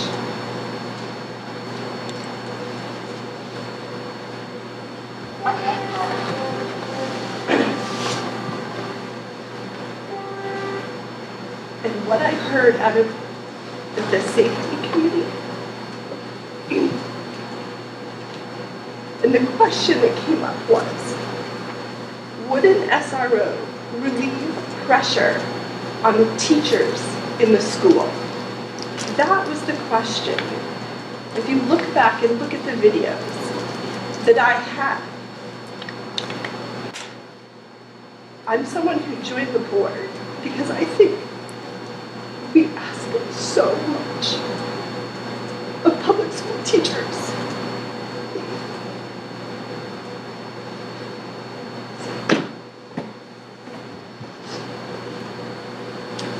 And now we have so many more points of view presented that are critical.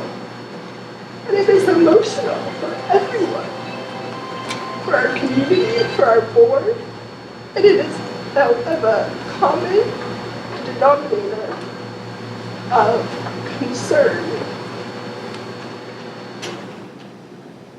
and hope to make the best choice. And without public input, you can't arrive at this point.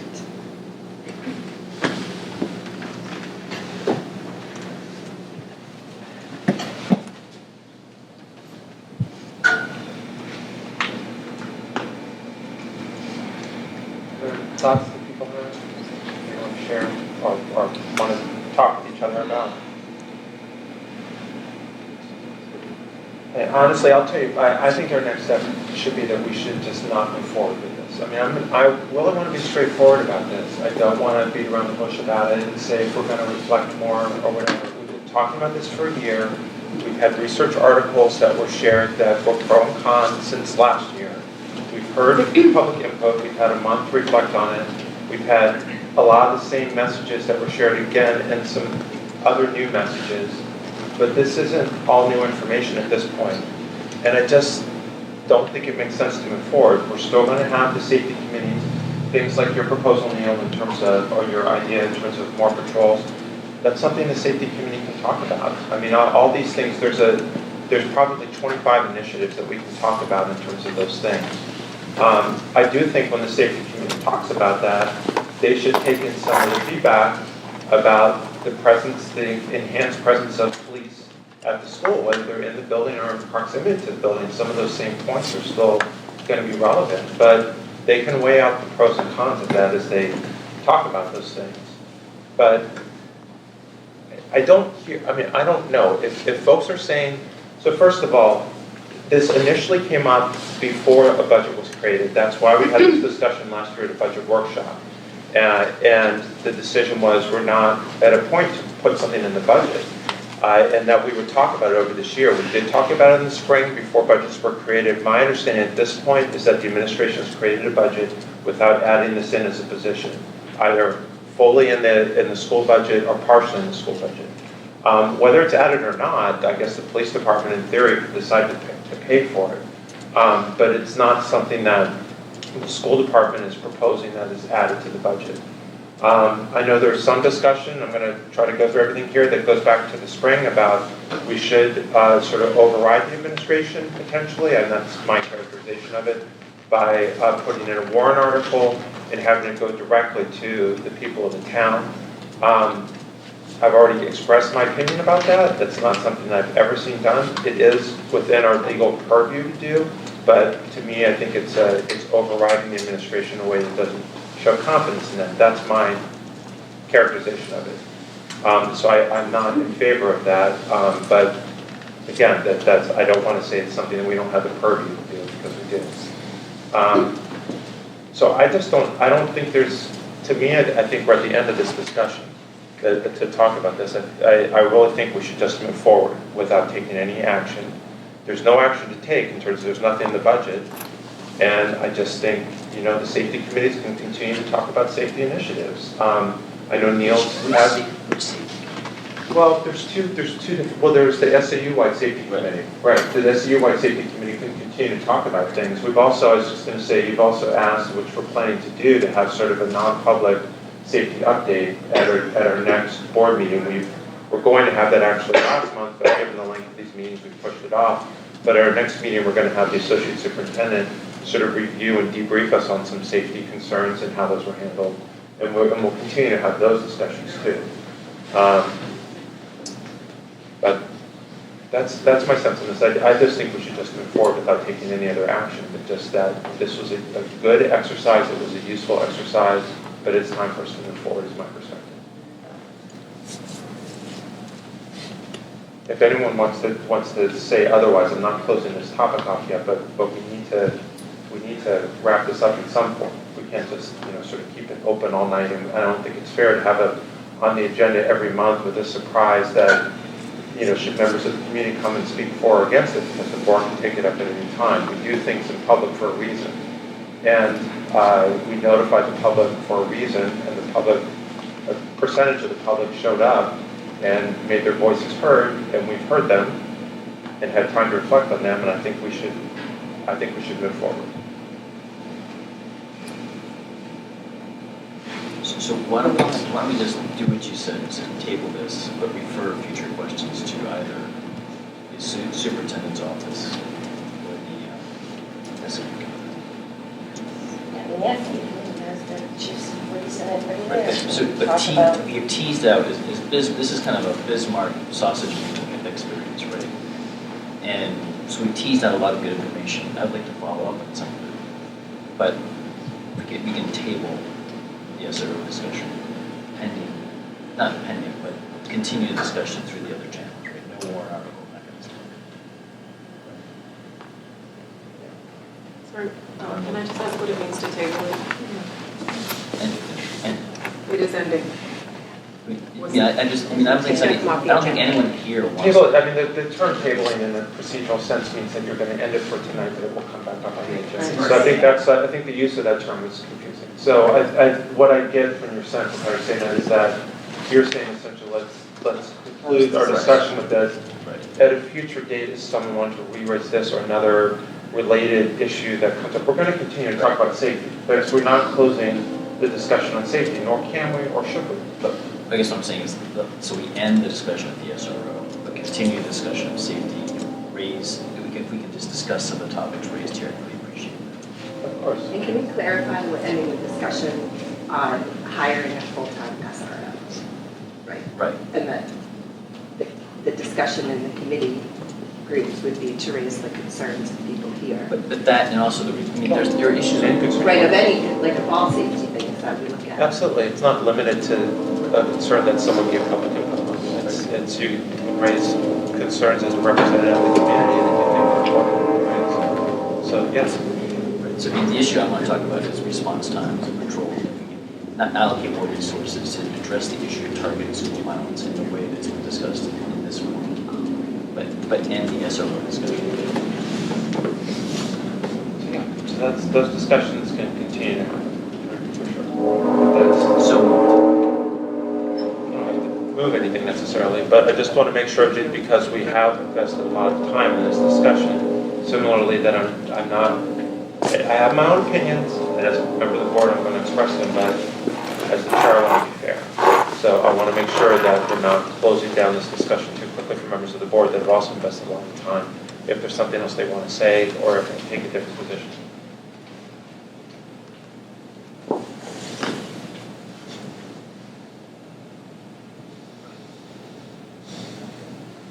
Is there anything else anyone would like to say, or should we move forward? Let's move on. Agreement to move on. Okay, all right, thanks. I need more coffee. Okay. All right, so we are going to move forward with committee reports. Thank you all for coming. Thank you. Thank you.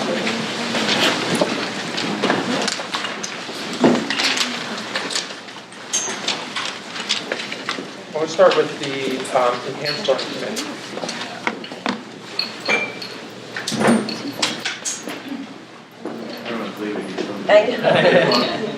They'll take it personally. That's okay. I'm sure they'll all watch the video. You don't want to hear it? I'm staying. They'll take it personally.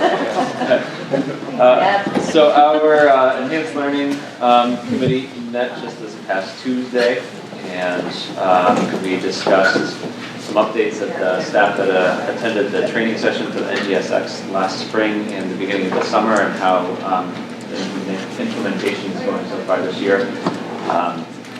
We discussed the math pilot that is happening in various places at each grade level, K through 5, and some of the benefits and drawbacks of that implementation there. We discussed the glows and grows of our use of Seesaw this year, which is what the tool that we're using to communicate daily practices in the classroom for each student to parents. And the feedback that we got from staff and from parents about how the use of Seesaw went with the parent-teacher conferences last week. That was all, there were some technical hitches here and there and some bumps in the road, but most feedback seems to be pretty positive regarding Seesaw. We discussed the competency-based reporting system in Alma. And we got a lot of details from Main Street School on how that's looking and how they're preparing for that. And it was just mostly an information sharing session, just to make sure that K through 5 everyone was on the same page. I did not write down our next dates when I come up for DEI input. I'll let you know what the next date is for our ELC. All right. We have the facilities committee. I've done either. Yes. So I don't know that there's any other updates on that right now. So Wellness and Nutrition Committee.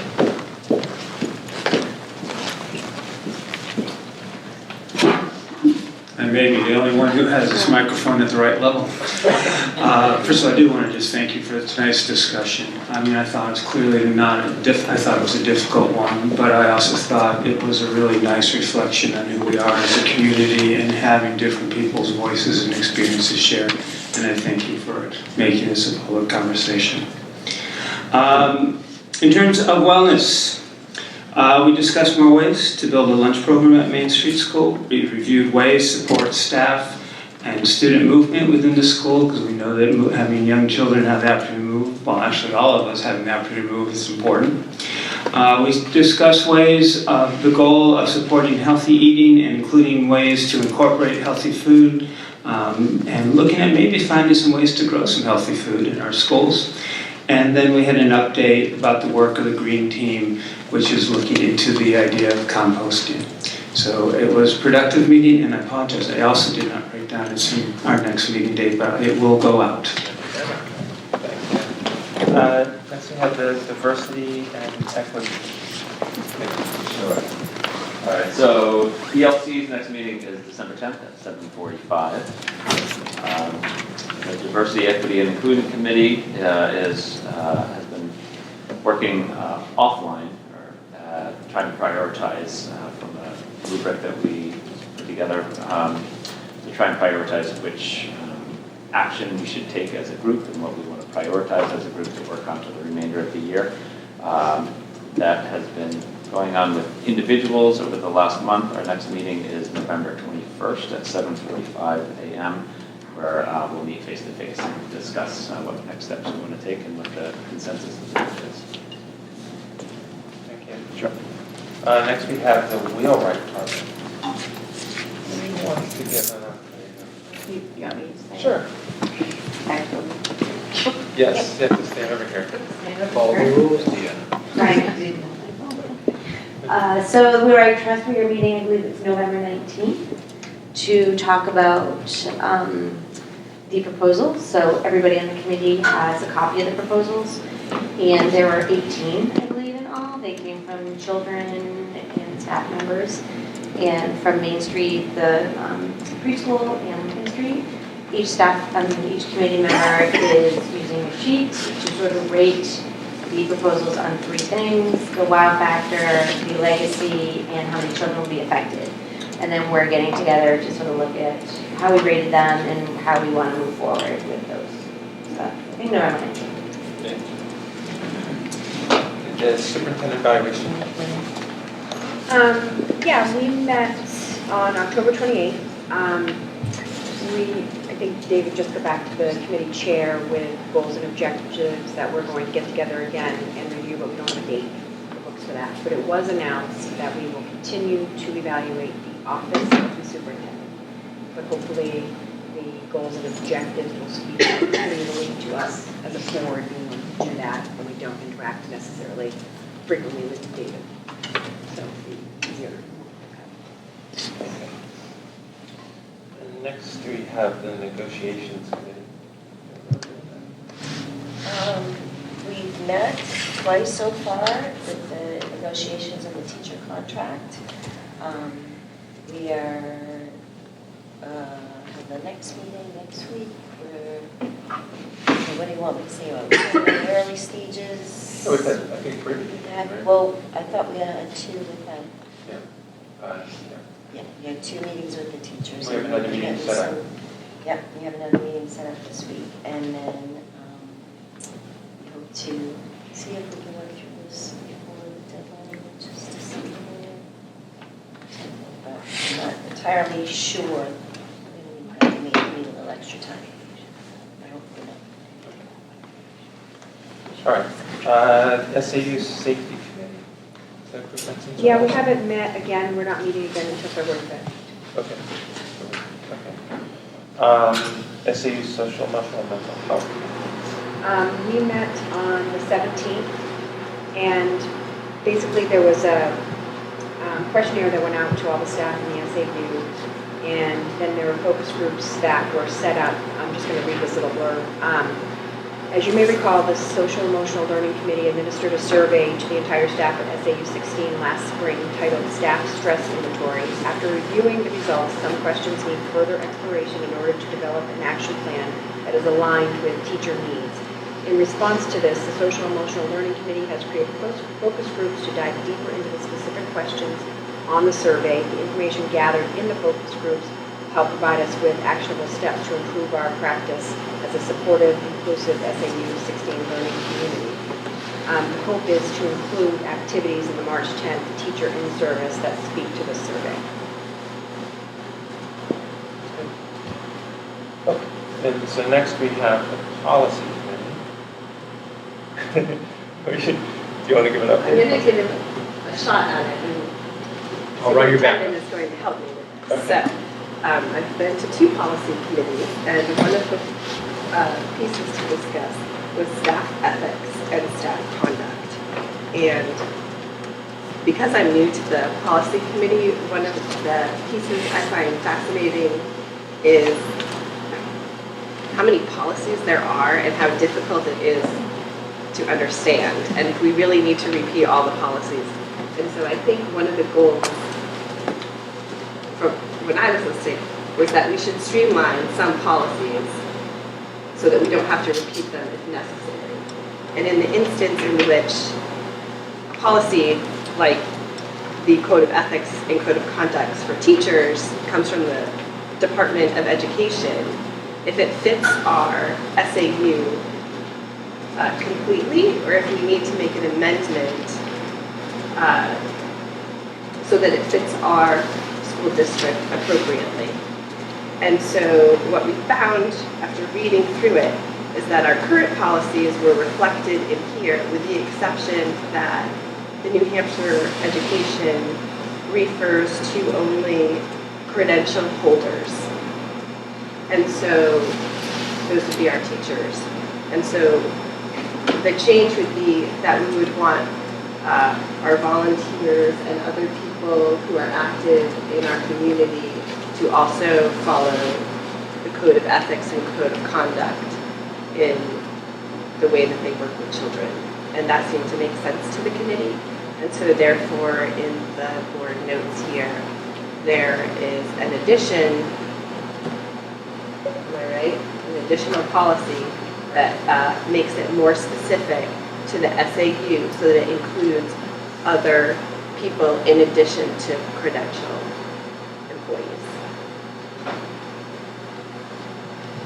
Not add anything. Okay. And so I would recommend, I think that we get like a second read, but I felt. So let's go through, we need to go through each of the policies. There's the first one, I mean, I can help guys a little bit. So we have the first one here, data governance and security, which is a new policy. So that's one, and I think that is a reaction, or that is a completely just new policy. That's from a New Hampshire RSA. Yeah. It was passed just a little over a year ago. We had a data governance audit. Last year we had a data security audit. We had a data governance plan coming forward. Yeah. One of the steps in the data security audit was to develop a data governance and security policy. And that's what we've done here. EHAB, EHB, EHBR, those three are all modeled after the New Hampshire School Boards Association with some localization relative to who is overseeing. One catch-all is the superintendent/designee, and in consultation with the district information security officer, that we've identified that as the director of instructional technology. Backup database administrator. So these were modeled based on the required law policies that the School Board Association recommended in response to those laws. And I believe that the policy committee did have amendments. Correct. So the first one, the data governance and security one, Right. as you said, it's a new policy, so we can't take action on it tonight even if we wanted to. It has to have 2 readings. So there's tonight, if anyone else has any other questions, particularly for Sarah, maybe we both have to, wasn't typically there, but if you have any specific questions you want to raise right now about that policy, we can do it. But otherwise, we would just hold off on that policy until next month.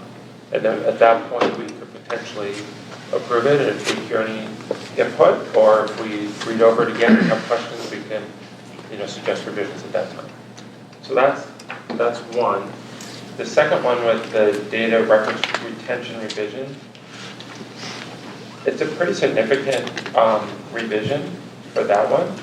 A lot of language, I don't know how closely people have looked at this, if they feel like it's something you want to take action on tonight or you want to sit on until next month. We could do that because it's in the same context of that other new policy that's being added. We could look at both at the same time. My initial reaction is to say to do that, is to wait just because there's so much in here. It was one paragraph and now it's a 2-page policy of new language. So even though technically it's not a new policy, it's closer to a new policy than just a small revision. Yeah, that's the driver right there. Yeah, the RSA. Yeah. Wait, can you speak to that? I don't think I was there at that policy. So The RSA 189-29A records retention and disposition is the driver of the additional language. So EHB is a derivative of EHAB. Yeah. And so it falls, I call it victim, Patrick's too mad at me if I say that again, to the law. And it had to be amended as a result of the language put forth under EHAB. So that's basically what Patrick's saying is there's a lot of new stuff here that maybe should be reviewed just between now and the next week.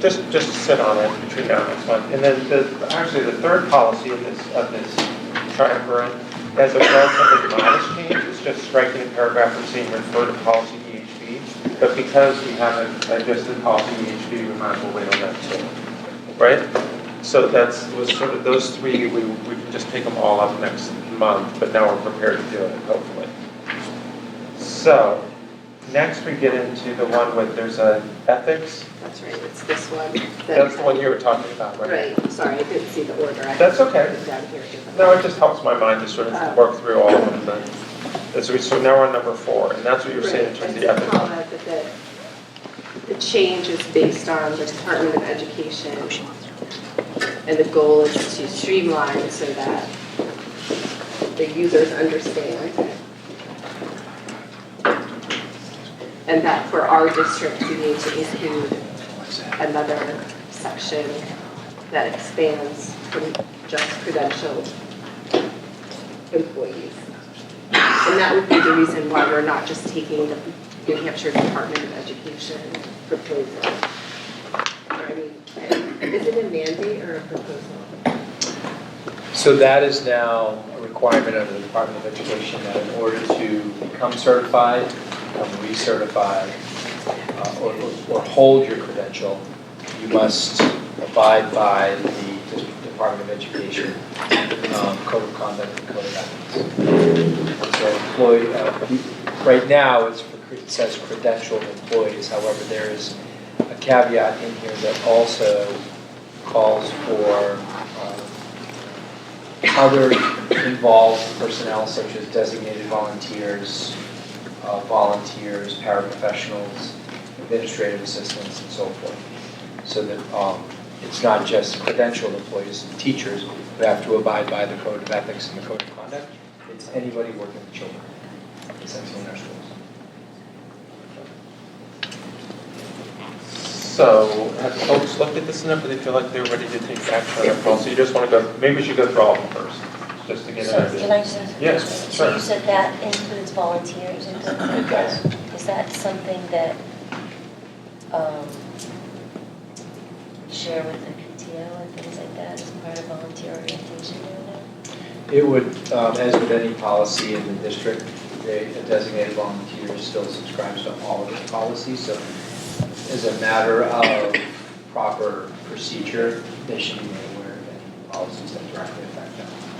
I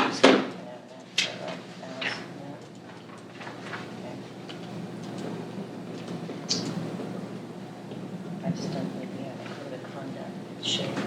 Yeah, this says it's the content of this policy that should be provided annually to each employee, Yeah, volunteer, that's what and party, contracted party. Correct. And it replaces the current GBA by virtue of the Code of Conduct and the Code of Ethics coming from the Department of Ed, superseding all districts in the state of New Hampshire, their staff ethics and staff conduct policies. why don't you just going through this, because there's two other, that these are smaller changes in the scheme of things. So the next one is one that has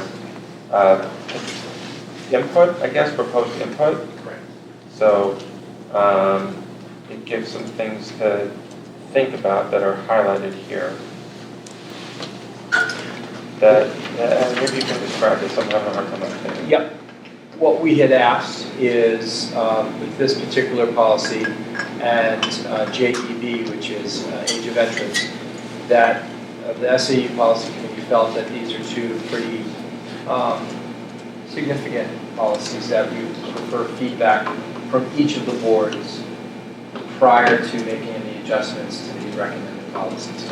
So this could very well fall into the category of giving people time with it. Yeah. The next meeting, come Right. back with that input, which would then still be prior to our next policy committee, which isn't until December 18th. Okay. All right. So the thought on this is, again, if you read the highlighted one, to think about it, if you have feedback and input, to bring that to the next meeting as a sort of homework assignment. And then there's a shorter one that's here, which again is incorporating by reference. This one, GBEB, excuse me, which is staff conduct, doesn't have much in the way of revisions, but one of the things it says is to all employees shall follow directions of their supervisor and subscribe to the policy GBEA, which was the first one we started to talk about in this group of three. Correct. So, do you want to also take those up as three for next time, or do you want to, or do you feel, Sarah, that we should pass this one at this point now, or make a motion to approve this one, or what's your sense? I think I'd make a comment that when we were reading through it, the piece that came forward, is this the one we're talking about staff conduct and reporting? No, that was the previous one that we're going to get feedback from. Okay, because that was the significant one. So this one, right? Okay. All right. The JEB one is just to look at. There is some additional information about concerns relative to it, which is this is the age of entrance policy. And there's another piece here that has some concerns about the comments, relative to that policy if we want to change it. Correct. And the drive behind this was from one of our principals, not in this school district, but within the SAU, who felt that there's an inequity that's created when parents can afford to send students to a private preschool or kindergarten and then move on, even though they're too young by the age set by this policy. However, those that can't afford to attend a private preschool or kindergarten are then not able to move on because they will not have had a year in order to enter that next grade. And so we provided the notes to provide some, to give some depth to why there's a request to get feedback from this board. We had sent JEB out with these notes to administrators, some folks even in the Exeter School District, to get some feedback from them, and they were supportive of taking a look at this. Okay. Is that something that people have feedback on tonight? Is that the administrators that are here? No. No, not necessarily. Okay. Okay, and then we have the wellness policy, which has some pretty significant changes in it as well. Although this is a revision, because it's a current policy that's there. That's correct, and it's a revision of a policy based on the USDA audit that our food service program went through. Most recently, this was, there was a heavy collaborative effort into redeveloping this policy with School Board Association, our Director of Food Service, as well as USDA, the Department of Nutrition up at USDA, at the state DOE, as well as the auditor from the USDA. So there have been significant number of reviews of this language. And it is pretty extensive in terms of its regulations. Is this the wellness policy that came out of the wellness committee? The wellness committee looked at this? Steve, is this the same one we worked on? I Do you have it in front of you? I don't have it in front of me, I'm sorry. What's that? I have it in front of me. don't believe this is the same version. I could be wrong, but I don't believe this is the one that came out of the Wellness Committee from Exeter. Probably not. No, this was done, this is at the SAU policy committee level and the SAU administrators. Right. I think we did send a copy of the recommendations from the Exeter Wellness Committee to the... Yes. Yeah, there's been Gene probably had it too. And Does this and incorporate the changes made by our wellness committee, or is that what? It has input from several districts, so I would have to say yes. And I believe there's something to note on here specifically for Exeter that I would note on page 5 and 6 on JLCF. There's an additional line under student physical activity, and it says, if a student causes harm to him, herself, or others, administration may determine the safest way to meet that student's wellness needs. So I just wanted to make sure, given all the discussion of our social emotional well-being of the students in our school, and their right to access physical activity, and that clause, because I think for our specific school, what I've heard on the school board and feedback, that we would probably want to discuss this because it's noteworthy. I know you don't know when the Wellness Committee's meeting, but do you think they would meet before next school board meeting? I can tell you exactly when they're meeting. I do think that was a recommendation that came out of the last review of the wellness, because we wanted to make sure we always provided an alternative setting, but still a safe setting for all kids. So I think that was similar to my memory of discussions that happened at the wellness committee. In fact, we focused on that one in particular. I remember discussing it in the committee.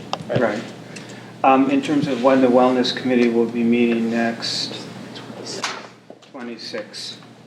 The 26th, that's right. November 26th is the next wellness committee. So that's Tuesday or something, I think, yeah.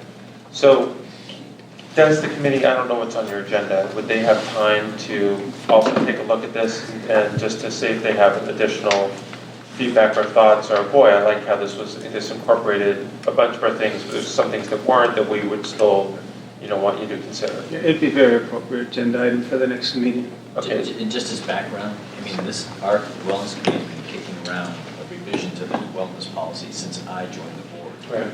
Several years, so, but that's why I'm asking. Because the committee did a ton of work, and Stephen drew it, so I want to make sure we don't lose that in this process. Right. So there's one other policy, which is public input at board meetings, and that's in the policy manual, or excuse me, the materials that was handed out. But I also wanted to hand out, this was not brought up at the policy meeting, but this was something that I had suggested that we add. I want to give you examples of a couple of other policies, and this is going to be one that I'm going to say just to think about. It was not a proposal for tonight. But as I mentioned, about a year ago, this came up before our board, that the SEU had a slightly different version of a policy than we had. This is one from Kensington. I think I have one from this is the cooperative board. It is. Much nicer than school. One more to pass down. Oh, yeah. Here's the Kensington one. This is the Kensington one, yeah. And this is for the co-op. So there's just those are two other variations off of this. I'm not suggesting we adopt either one as a whole. But there are some changes, particularly this 7-day notice thing that we have in our policy is something that we don't adhere to. I don't even understand the benefit of that anymore, because it's just, I don't think that's how our board operates. So some people have taken that out, some people haven't. I mean, the SAU tends to has a component of it. Exeter has that component of it, but I think both the SEU and the Kensington one, not SEU, the co-op and the Kensington policies don't have that component, but they have some different ways of expressing that policy. So I've just asked that we look at it maybe for the next meeting and think about what components we like and don't like, or suggest alternate language, and maybe try to craft a policy next week in all of our spare time talking about policy.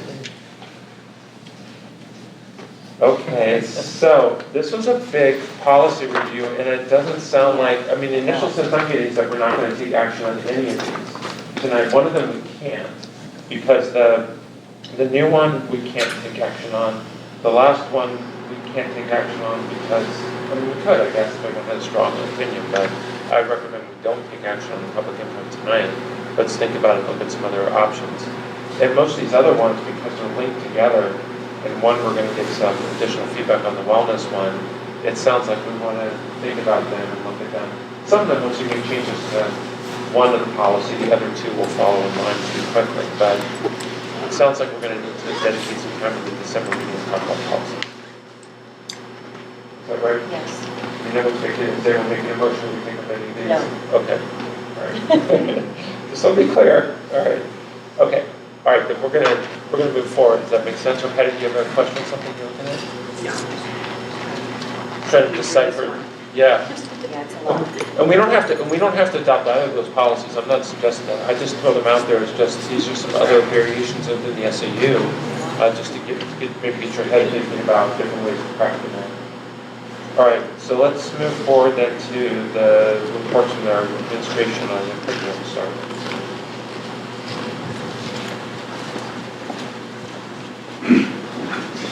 Well, good evening again. So the last early release date, October 16th, we used for really starting to look at the reporting system that's coming out in January. It's called ALMA. And the teachers took a look at competencies and what were some competencies that we expect typically that would be reported on in January, and what are some competencies we expect to be reported on in the spring. There could be some variation from classroom to classroom and from kid to kid, depending upon what's being worked, but we look for what are typical and common competencies we'll expect to see. Grade 1 went to a field trip to the music hall on October 11th and saw the musical Dog Man. And I just want to thank the PTO supports all of our field trips, and we really appreciate that support. Also, just want to share, well, actually I'll let Drew share with you, but a number of our administrators did get to go to a special conference in California, and I think I'll leave that one up to Drew because he was there and I wasn't.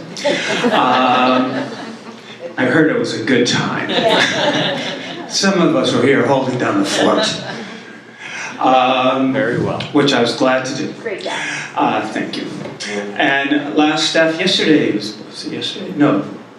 Yeah, yesterday we had a staff meeting where we actually had two presenters for the staff meeting. One is Beth Oshansky. Beth Oshansky has a long history in the school system. She has worked with teaching writing. She does a process called picture and writing. She was a professor at UNH, now works with Southern New Hampshire University. And she worked with my first and second grade teachers and shared more. She's been coming into the school, and actually some of her original research was at Main Street School, so it's really exciting to have her come back. And then we had a consultant, Karen Dubois-Garofalo, who came in and met with my kindergarten teachers to talk more about how do we incorporate play further into our full-day kindergarten program. So it was really nice to have two speakers come for that staff meeting.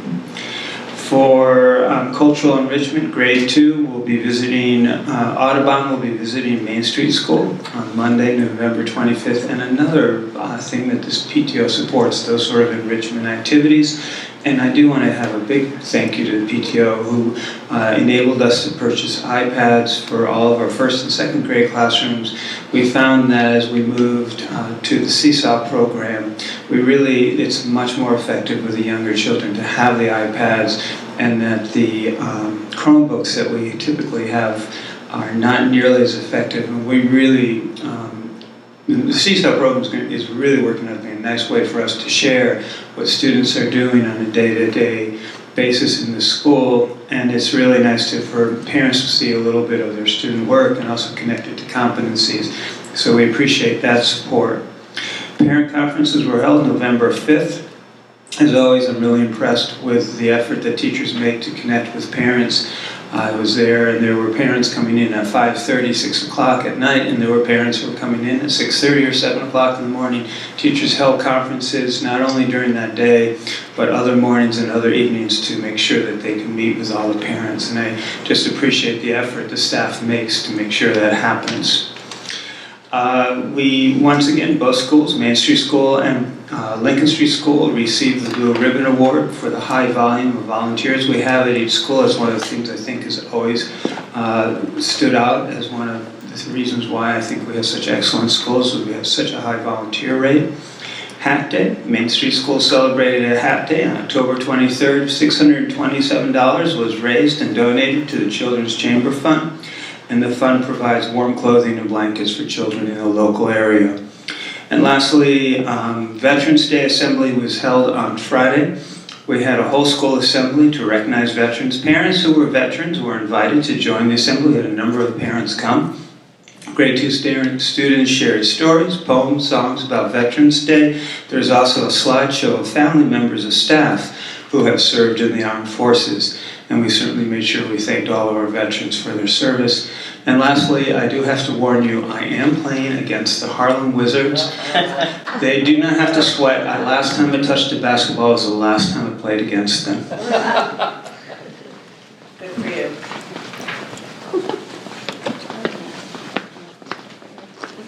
All right.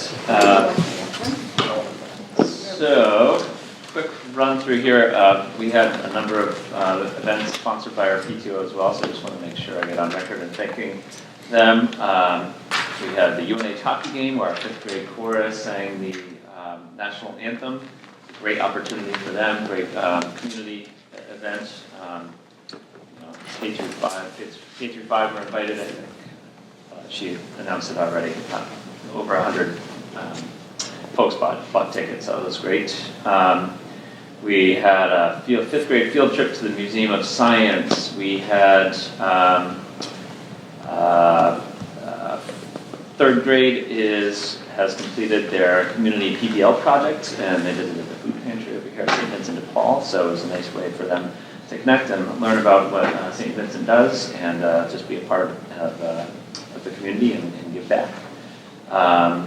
We have the Tiger Assembly, the 3rd and 4th graders got to go to today. It was entitled, thank you, Kindness Counts. Tiger stands for Thinking Food, Giving of Your Whole Heart, Empathy, and Respect. So it's timely with a lot of what we're trying to do, building community at our school. And on the, October 26th, we had our characters up front here. We had about 75 participants, and at the same time, we got to celebrate our new trees on our Lincoln Street, and several students from Mr. Schmidt and Ms. Pepino's class wrote some tree poems, and Kathy Corson, chair of the select board, came along with several other folks that work on some town communities that are attempting to make Exeter a Tree City USA through the Arbor Day Foundation. It was just a big celebration on the front lawn with cornfield characters watching on. So it was a great day, and great work to Ms. Pepino and Mr. Schmidt and the green team making that happen. And it was just a nice way to celebrate our beautiful new street. Students raised funds for UNICEF at Halloween. We collected about $500 to go towards UNICEF. And we just, last Thursday, with the safety on our minds here tonight, we practiced our first Alice Protocol drill, which Patty was here for. Each time we do that, it's a pretty soft practice. It's more to practice the what you would do mentally more than you really what you do physically. So we talk through the whole scenario in an attempt to try and model for the kids that they just need to listen to the teachers and follow the teachers' instructions, and then it also helps the teachers think through the process as well in given a worst case scenario. In terms of the week in California to go to the INICOL conference, Inacole has since renamed themselves the Aurora Foundation, and it was a national competency-based education conference. So we got to go and listen to some of the brightest minds and the biggest innovators in the country. It was great. These two came along with us, along with Beth Catarach, and it was reinforcing because a lot of what we're working towards here was being discussed out there, and it also just gave us a lot of great ideas and things that we can use in our mission going forward. The theme for the week was equity. A lot of what we are looking to do with personalized education and competency-based education goes hand in hand with equity, doing what we can for each individual kid. So it was a great conference, and just to put aside, it was grant funded, so it was part of our professional development grant that we get. That makes Molly happy. What's that? That makes Molly. Yes, I wanted to make sure I got Molly's that. and so that's it. In terms of upcoming events, there's always a lot that's going on, but Thanksgiving recess is in 2 weeks, which is very late this year. There are not a lot of shopping days between Thanksgiving and the holidays, but it is what it is. The PTO next PTO meeting. Was it tonight? Well, the tonight. The next one is not going to be for the long. Not until, I think she said. January. Yeah. So January. So Yeah. no more meetings for this year. Okay. In terms of enrollment between the schools, we have 966 students as of the latest report. So hovering plus or minus around 1,000 has been pretty steady for the past several years, and continue to maintain those enrollments. All right, so now we move forward to an update on SAU 16. Been a lot going on. We've started to put out a local school board report. This one was about 7 pages that we all contribute to, so everybody can see what's going on. We're going to be talking about the budget process this evening. Just want to go to something relevant to Exeter. Teaching staff and administrators of SAU 16 have been busy with math and science training to start the year. The math pilot team had their first meeting in September. Very productive questions that they're developing. There are 3 guiding questions relative to the math pilot. As students explain their thinking using multiple tools and strategies, and students apply, connect to real problems and persevere to solve them. And the students have well-developed foundational skills and they access prior knowledge. They met again on November 4th, and they're looking at the K-8 program, total math and science. They'll show program successes. I know Esther will have a full report for you next month when we come together. And the Next Generation Science Committee met on October 22nd. They also developed 3 guiding questions. Can they collaborate? Can they support claims with evidence and reasoning? And do they connect science to their lives? So they have been working diligently in the math and science curriculum. Also, Esther and Chris have presented K-2 reporting format to all of the towns in SAU 16. There's been tremendous parent turnout at some of our school districts, and some of the others we're trying to coax some folks to come back out and spend some time with us. We heard about Inacole. 14 of our members went down to the Inacole conference, and we have a BIT team that is right now in Florida, and they presented today, and they sent a photo of them in their BIT team shirts, all matching. Even Rich Kane wore his shirt. I was very impressed. And they knocked it out of the park. They're having a great time. They're really just kind of pioneering the high school, or the K-12 involvement of BIT teams. We're the first district to be doing that. And so Esther, being a part of their national board, is taking a lead role in presenting that information at this national conference. So we're very proud of that group that went down there. We have a retirement incentive that we had developed. It is, I have copies in the end. Pass this down. 1, 2, 3. Actually, it goes together, and then 2 there. The retirement incentive was developed beginning about a year and a half ago, when I was first hired, I was asked by the chair of the board of the cooperative and then reinforced by the chair of the strata board to look at an opportunity to introduce a retirement incentive for staff that were nearing retirement within a year or two, and as a cost-saving measure for us, but certainly as a bridge to healthcare, such as Medicare, for those that were preparing. So the first year we asked to get some time to put that together, which we were reporting. But last summer we turned up the heat, and through the fall we've worked on developing this program. It essentially is the equivalent of 2 years of Exeter, what we offer in the Exeter Education Association healthcare benefits, full cost of a single plan, 2 years of the full cost on the FY21 rates. Payment will be made no later than July 17th on the first payment for the sick day buyout or severance, whichever the contract calls for. It all goes into a health reimbursement account, and so it's for qualified medical expenses only.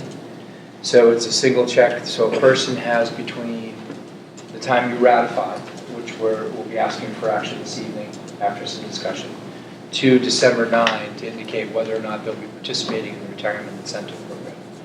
And so far we have had some interest from some folks because we did meet with the union to discuss this prior to asking the chair to send information and bring it to the board. We used some early interest from both schools from all three schools, from some teachers that basically said to us, or their principal, if the retirement incentive is something that is going to be passed, we would probably be inclined to participate.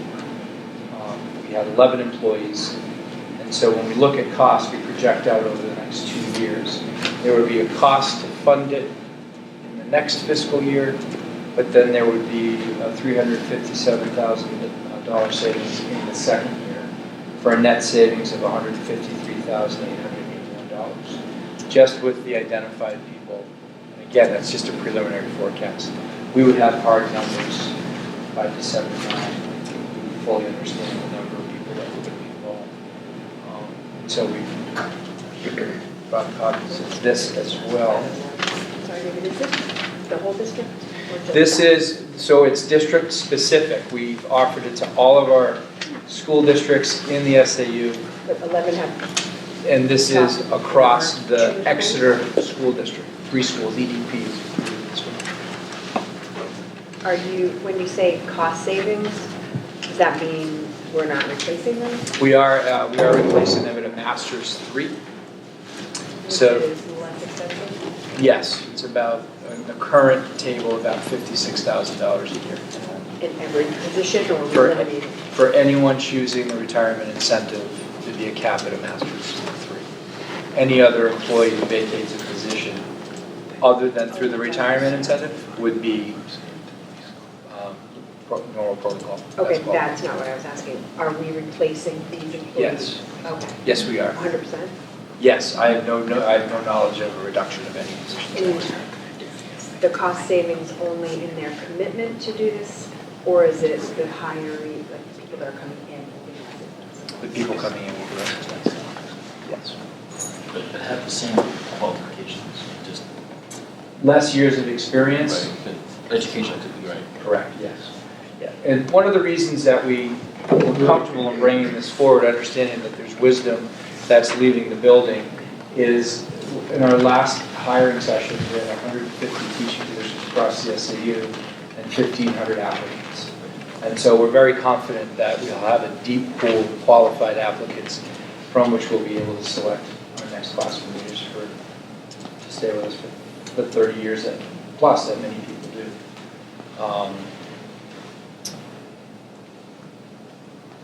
So I'll give you a moment to look through that MOA.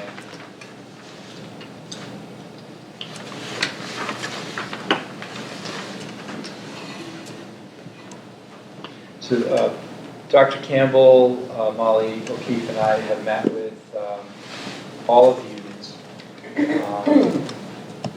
The Exeter Education Association has signed the MOA for both the cooperative and the Exeter for the Exeter School District. And it's in front of this board this evening for Exeter, and it'll be in front of the cooperative board on Tuesday night. Am I leaving anything out, Molly, that you felt I should add? No. Maybe I misunderstood. So the union gave feedback? No, we presented this to the union. And did they have feedback? We had gone through so many revisions of this. Their feedback was, this looks really good. Okay. And It was positive. because it has to be very positive. It's a sidebar agreement to the contract, and so we would need both the union and the board to sign. Basically, it changes the retirement date, a notification date, which I think at Exeter is December 1st. And so That sounds correct. it extends it to December 9th. It's also a binding letter of retirement. Is there a downside for the teachers? We haven't found one. Gives them 2 extra years of health insurance. It gives them 2 extra years of health insurance. As a single plan. So And 60. extends their time period to make a decision Well, from they the have- first. They just have to notify by the 9th. By December 9th. Extends it by 8 days. This is voluntary, they choose to do this, right? Purely voluntary. So they choose to do it, they get a bridge in healthcare to early retire, and there's a savings, and the union signed off and agreed to it, and you're not aware of any negative feedback from them. I'm not certain how many times we've looked at, reviewed the financial analysis, the cost analysis. We work with the IRS. We're working with a third-party vendor. I won't say on here because it's inappropriate, but a third-party vendor to manage the HRA. We take a maintenance fee on that. That's included in the cost to do business. Is that what you're referring to, the cost to set it up, is to each other? No, so it's a $7 person maintenance cost. So we would monthly, so we would pay that. That's included in the cost that you would see, say in year 1, that's included in that cost.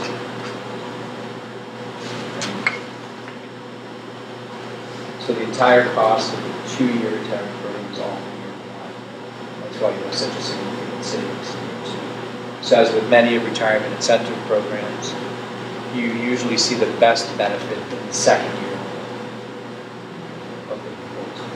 This is a one-time offering that we thought would be appropriate at this time to bring forward. It's a one-time That was my offering. question. Is it one time or is it ongoing? It's one time. And we'll reevaluate in 2 years. We don't anticipate in town, in Exeter, that we would bring this forward again for some time, based on current demographic of our teaching faculty. And these employees slotted 1 through 11 are the ones that had come forward, is that what you said? They indicated early interest, and we asked if we could use their information. So Okay. those would be each person's financial as well, but we haven't identified an employee because No, yeah. we're not commissioned. No, so, yeah, so is there there's probably a potential maybe for more or less savings? Yeah. And all these, so if you look at the base salary is this the base salary for replacement year 2 for the new hire? So the average replacement, the 57,899, all the way across total compensation, all in. Okay. And I just want to make sure I heard what you said correctly, is that all of these levels or steps of employees can be replaced. That's right. So you see right in the center where we say we're replacing 10.5, because one of these is worth 10.5. The one, employee number 5 is the 0.5. Okay. So that's why in the middle you see the number of replacements, this is 10.5, so if we replace all 10.5.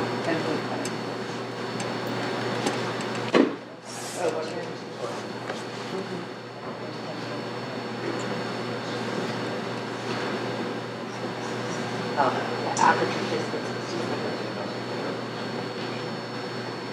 Oh. You'll also see a projected salary increase. We used 2% based on what the incremental increase was in the salary schedule of the current collective bargaining agreement that is being negotiated. So this year's a 1.96. We used a 2% projection to project out what the employees' cost would be in FY21 and FY22 if they did not retire. So we can show the differential.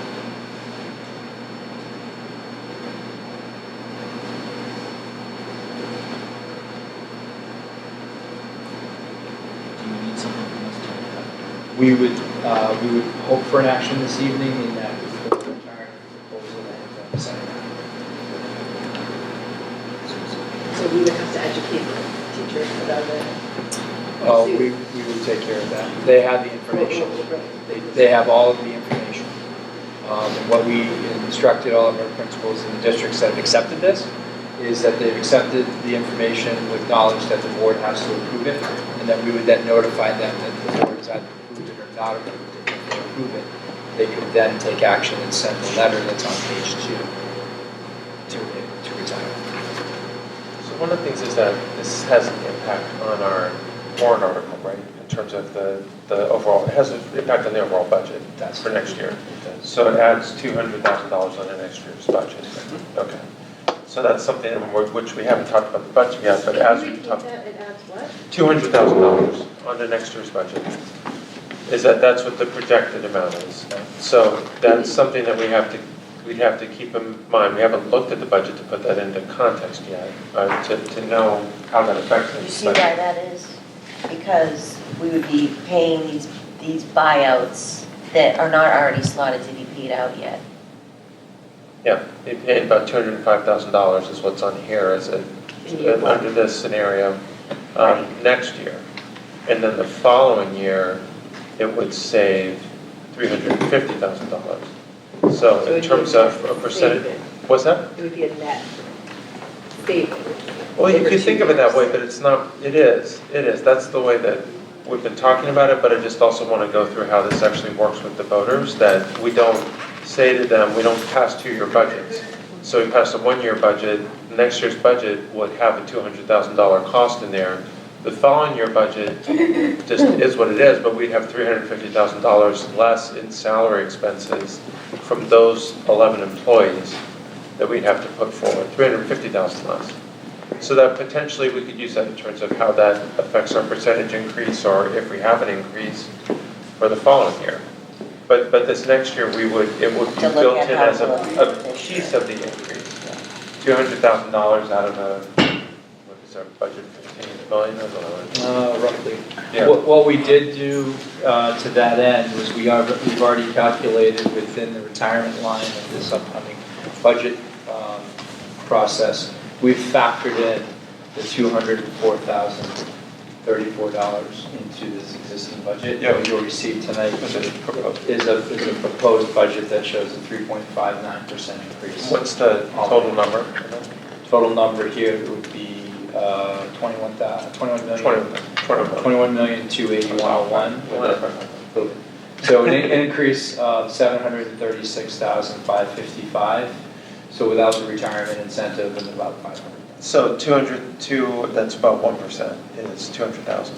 So in other words, this proposal adds about 1% increase onto our budget for next year. So that's a piece of this. The following year, it takes off a little bit less than 2, depending on what our budget is, but about 1.75%. Reduces it by 1.75 of the following year's budget.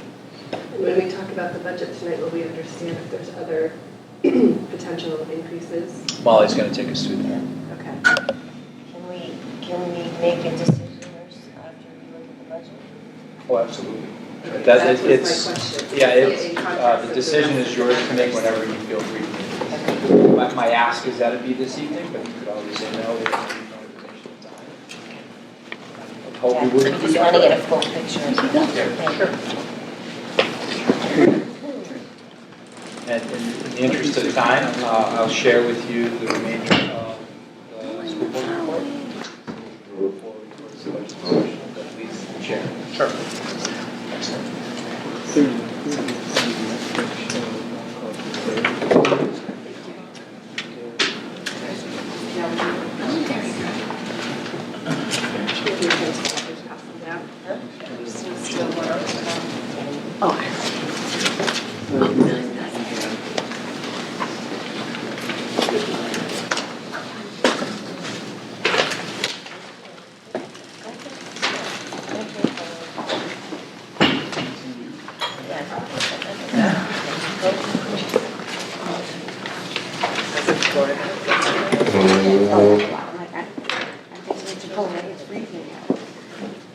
Alright, so, as we talked about before, the FY20 budget was 20.543 million, and we're proposing the FY21 to be 21.280, so that is a $736,555 increase. So, what that is made up of is substitutes was an increase by $102,000, which is 2 long-term subs, and an increase in the sub pay rate is going from $12.50 an hour to $15, and that's going across all the districts. We've added. Sorry, can I just ask, is that state mandated or are we just moving for that? We've had a hard time filling substitute positions, So- and I don't know if you want to add anything. No, I think it's a great idea. I just wondered if it was coming down from somewhere for budget. It started in East Kingston, we're going there. That's We've added the new social worker position in here. A second social worker position. Correct. We've added the 129,487 increase. The provision for retirement, which you see on your worksheet there, the 204,000, is also included in here. We've added full-time assistant director of special education. We've also increased the special education transportation and homeless How much is transportation. the assistant special education? So the delta in the budget for that position line is 132,787. I can speak that short if you want. I could speak a little bit more about, we really have .8 as LEA coordinator from the preschool and our other .6 LEA coordinator. The preschool LEA coordinator is retiring. So I think, I was hoping to just have one person help me with all 3 buildings instead of having part-time at the preschool and a part-time between the other 2 buildings, and sort of just roll it into or one district and keeping the consistency about the program through the different schools. So it's really an increase of 0.2 because we have 0.8 LEA right now. it seems less than that. So it's not 100. 0.2 of the position. 0.2 of a position, yeah. So it's less than 150,000. Is that all in? That's all in here. So the increase is 0.2 of the 132, is that right? Or no? How much of an increase were you asking for? 0.2 of a position, we have 0.8, and so we're just moving it because we have a preschool coordinator who's retiring. And she's at the max, and she gets a stipend on top of that. So it's about $26,000 Yeah. instead of that. I can look at the budget here. I know Gloria had, because this is where it was here, right? 0.6. And then go up, Okay. which is not on that line. Okay. And then the last item was the increase in special education and homeless transportation for the director from our special education. And that went up $274,000. What is that for? That is for special education, transportation, and homeless transportation. Is that the McKinney Veterans rolled into that? Mm-hmm, yeah. Yeah, we have had some students be placed by courts in some out-of-district placements for other reasons, and we transport them back here because that's sort of in the best interest of the kiddos, and we can't always control the cost of transportation. So So we have a lot of puts and takes, but those are the high level, big items that we had highlighted. So that's not, so that special ed transportation, it's just transportation, it's not for the out-of-district placement, it's just for the transportation? It's both, it's both, it's both. It's both. There's some students in out-of-district transportation that we talked about last year that includes their transportation from their home school to their placement. There's also some transportation of students that court has placed in residential facilities instead of foster homes that we have spent some money transporting back to their home school. And would hope to do that for the long term into next year, because that's in the best interest of the child to return to us every day instead of be schooled at that facility, which would, again, would be another cost, so kind of evens out. And so if you look at the top of page 16 in your yellow packet, that is the first.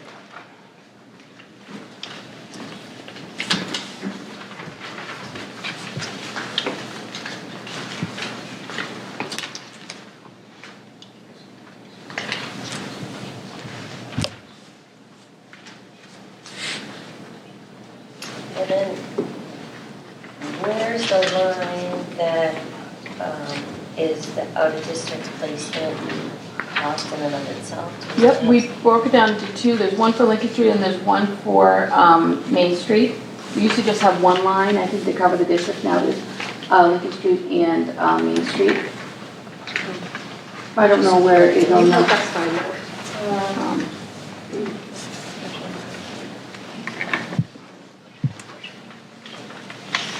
The out-of-district tuition line.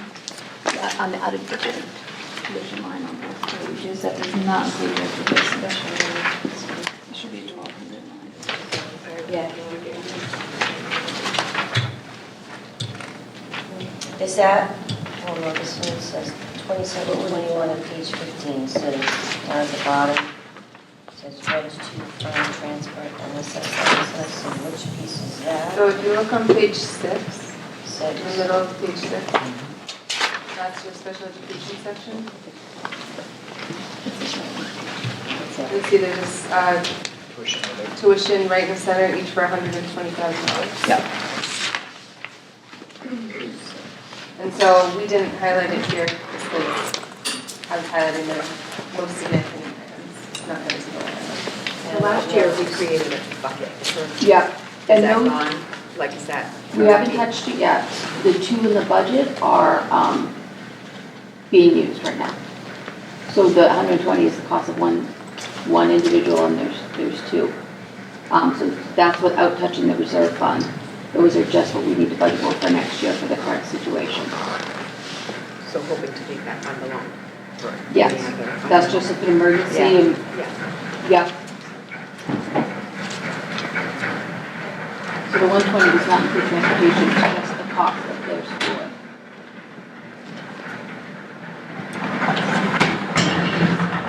When I look at that same section, it's just a question. It says, sped tuition, other control LS, as I'm assuming that if you go over it's 33.3% reduction. Is that someone moving out or moving?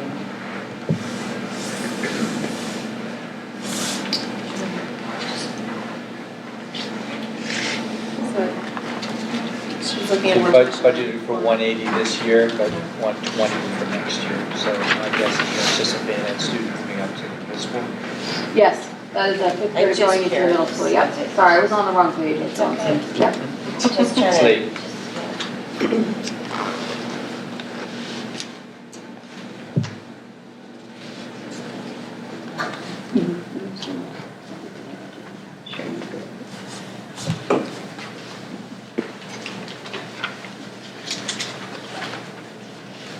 Okay, so if I can ask the questions relating to the buyouts, where do we see that as part of the salaries? If you look on page 1, it's the second to last number. You'll see there's a note on retirement incentive and that's where you see the $204,000.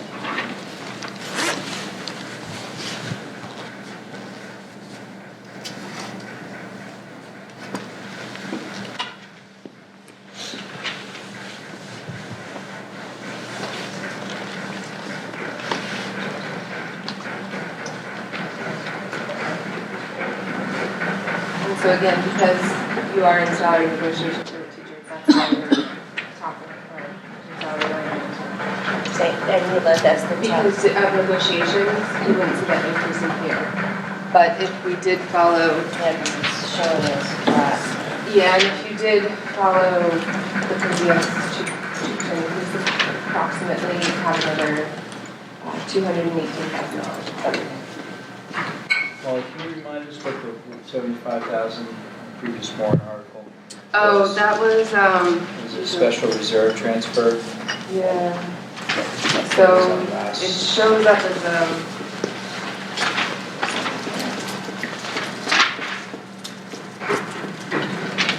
it shows up as, Special ed funds. Federal reserve. Special education. okay, it's on the bottom of page 17, well. But it comes out as a negative in the budget. It comes as counted as a percentage off the percentage. No, so this is, so it's included in the 20 budget that we have here. So when you're comparing 20 budget to 21 budget, it's showing in here that you're spent, because it's showing that you're spending $75,000 less in 21. Isn't that the annual? Isn't that warrant article, wasn't it for the annual? We're taking that money each year, right? I don't, but it would be That's a board separate. decision. That would So be that was separate. an assumption that we made. Okay, that's all. So we've assumed that this year, 21, right, so this year would be 0, but because we spent money on it last year, it's showing that you're spending less on it in 20. So if through the process you say we're going to do it again, then it comes back in. But I think the warrant, I'm trying to remember the way the warrant article was written. I think it was written in a way that the annual, up to a certain amount, actually. Yeah. I think it was up until it got to a funding amount of 250. Yeah, I think it was 250. We thought about Right, it a so year I until think we the get intention is 250 certainly in for reserve fund. 3 years that we would have, that we'd be doing that. So I don't think we would take any action on it. I think that's the way the warrant article was written, so that it's annual until it reaches that half of that time. Yeah. So yeah, so I think we should revise that in the budget. Okay, yeah, and if we want to revise that in the budget, we can. Yeah.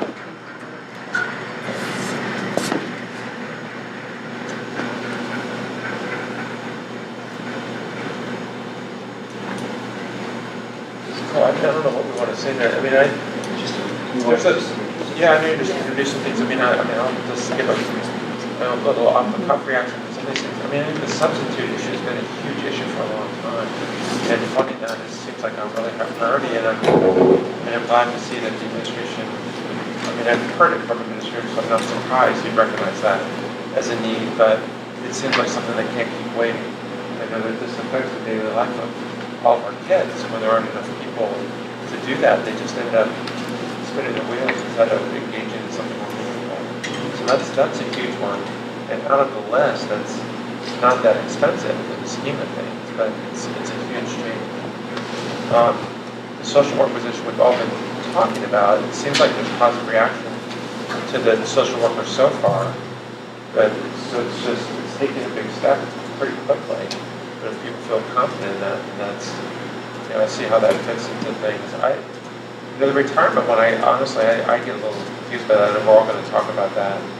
And it's funny because I do a lot of work with special ed kids in my professional work, and I advocate for them to get these placements. But at the same time, it's tough when you're sitting on a budget. You see that it's between a position and this, it's a $400,000. It's a 2% increase for special education, and obviously we need to do things for those kids. It's a lot to pass on to the taxpayer. So I think it's always something I'm concerned about. And so I don't know, Renee, I heard you talk about this some, but I guess that's, as I would say, as we continue to look at and think about it, I don't know what the other, if there are other models that make sense or other possibilities. It sounds like there's not a lot of possibilities under the transport and homeless part. That's the biggest driver there. That's almost a third to half of the increase. Yeah. And the position is a little bit different. You're looking for creative ways of doing that, but that doesn't sound like it's a huge cost. It sounds like it's even less than what's on here. Right. It's only part of a position. It's only 20%. Yeah. So the biggest one sounds like we don't have a lot of flexibility. we don't have a fund built up yet, that Right. we can try to offset it with that fund. We're trying to work towards that, but we don't have that yet. Yeah. So, Yep, and we are always evaluating our students down a district, and our goal is always to bring them back to their local schools. And I think that's really important for me, for the public to know that, and for the board to know that. I work really hard on that. yeah, And it is really not our first choice to have them in and out of district right, placement. yeah. I don't know if you can speak to this yet, but in some discussions about what the social worker does, they connect to other programs that aren't funded, but have you seen any of that happening already where some of the cost of supporting some of these children and families isn't falling under the school budget anymore? It's moved on to different agencies and connections. If you're asking if sort of other community agencies have picked up the cost of working with some of these families? Part of the social worker in some capacity is to make those connections, correct? Yes. Yeah. Yeah, so we, in terms, yes, there has been some legwork in building relationship with parents and helping them navigate community resources. Some of the work that she's been doing for the first half of the year has been building a sense of trust, because the families that we would really encourage to access the community resources have felt, for a variety of reasons, might not trust them anymore, felt like it didn't work last time. So she's really been working on relationship building, trust building, so that they can access them more consistently. So yeah, but that's a huge part of a work of a social worker. Right now, I would say, and the principals can speak about it, she's also been responding to a lot of students in crisis and providing direct mental health support on a daily basis to students, which are keeping students in this school. And there was a tough case right now that we're dealing with, and one of the reasons that we're probably going to be able to keep a student with us or come back is the social worker's daily mental health support for that team and that student, which is a cost savings, because that would be a pretty expensive cost if that student cannot return to us. And You're looking to add a social work connection in addition? excuse me, to one for each building. That's what I was gonna ask. Absolutely, one to each building. And the social worker also works on the teacher's stress, and she's also supported a lot of teachers on self-care, as well as being their best in the classroom when they're secondary stress and trauma. So she does a lot of work to support students, and she does it at the adult angle where she's supporting the staff that's having a hard time because they love these kiddos so much. She does it with the parents in terms of coping strategies, helping them not feel judged when they're getting support for behavior management in the home, and then she works with the students directly. The bridge to the community supports has been slower because parents are just getting to know her, so they have to trust her. And then she's done a great job in building relationships with the community members and the community support. She's just now trying to bridge that. They trust me, now I need them to trust you again. Her goal is never to do like the long-term care. We talk about that when we talk about the BIT team, is like how is she going to bridge them into community supports. So we're working on it. Just for clarification, even when those community sports start to be really strong, I'm not sure if any of them, other than when we get to keep the students in our school, I'm not sure if any of them will represent a huge cost savings to the school. Yeah. But the kids are getting connected, getting connected to health in ways that was just not happening before. Right. And can I assume that's also relieving some of the pressure in the classroom? Yes. And helping the teachers? Yes. Not enough, but yes. Right, sorry, right. Thank you.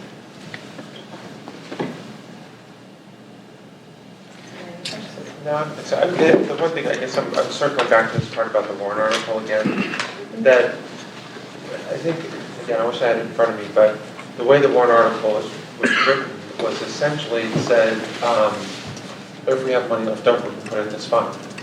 So I don't think it's something that we're budgeting per se. I think we're looking at the end, to get to the end of the year, if we feel like as we're returning money to the town, that we have the flexibility to take some of it and put it in this reserve fund, then we do that. Last year we felt like we had big enough allotment of money that we could take some of that out, but I don't think it's you know, we're not budgeting off the top, that we're definitely taking 75,000 out. And we wouldn't make that decision until June.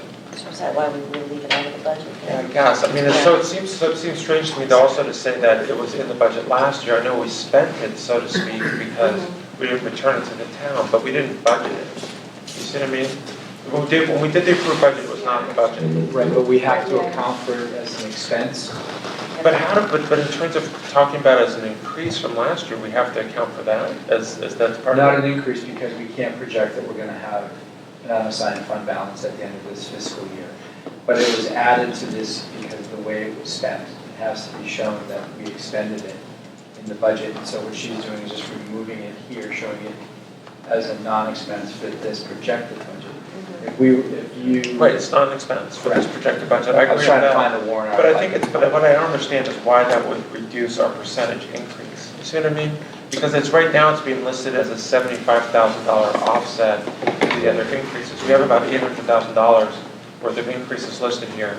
And then you're taking out the 75,000 because it's not projected yet that we're going to spend it to say it's only 730,000, but it seems like that shouldn't be part of the calculation. Back it out of the 20 numbers. It just shows up in our ADS reporting. But I guess the thing I don't understand what we're doing in terms of, this is just a general budgeting question. I don't understand what we're presenting to the voters because our budget was X number of dollars and then our next budget is X number of dollars and the delta between the two is the percentage increases the way I see it, not this is what we spent last year and this is what we're budgeting for next year. Because if it's what we spent, we return a decent chunk back to the school, back to the town. If we're basing it on what we spend, we're actually probably looking at a, 7-8% increase. If you took all that money that we returned to the town and said, well, the number we spend is less than the budget. I mean, so I don't understand why the 75,000 would even be included in it.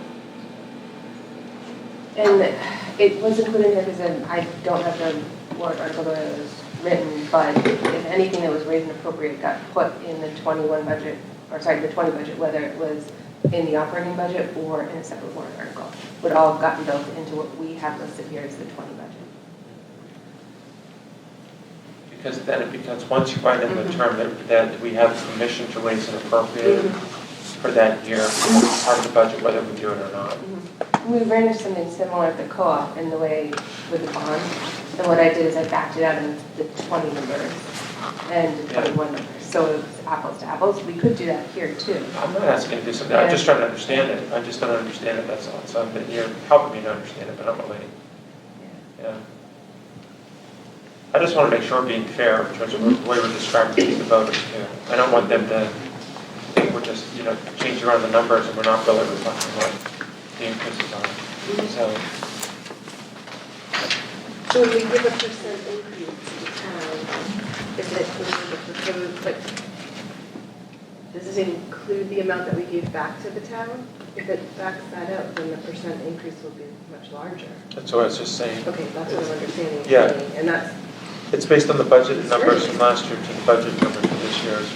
So first of all, we don't actually give a percentage increase in the warrant article, we just give a number. But this is the exact amount is. But when we talk about the warrant articles, or talk to the public, we typically will say it's X%.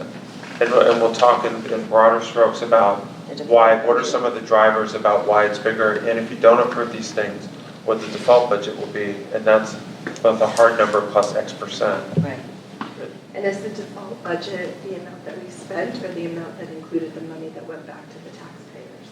The amount that was voted on by the taxpayers. So it was the amount that was requested. Not the amount that was spent. But the amount that was requested. Right, the amount that was budgeted, not the amount that was spent. yes, and with included increases that are contractual. Right. For So teacher those- salaries. Yeah, that will be the default budget because we're contractually obligated to pay it. So it's not exactly apples to what the. But not transportation costs, Yeah, increases but in not- fuel, things along those lines. Above the line How did items. that run? We're talking about transportation. So that, well, we talked about the special ed transportation. Yes. Then that's towards the end. Because last year there was a big change in transportation. Well, if we had to go with the default budget.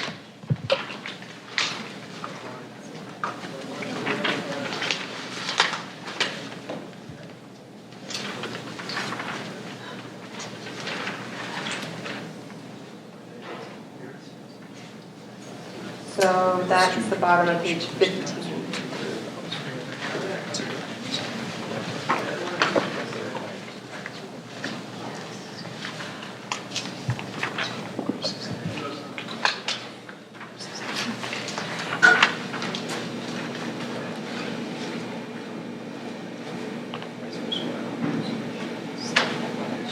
Yeah, so at this point, this is just information sharing. Right. Correct. Not taking any action or anything per se.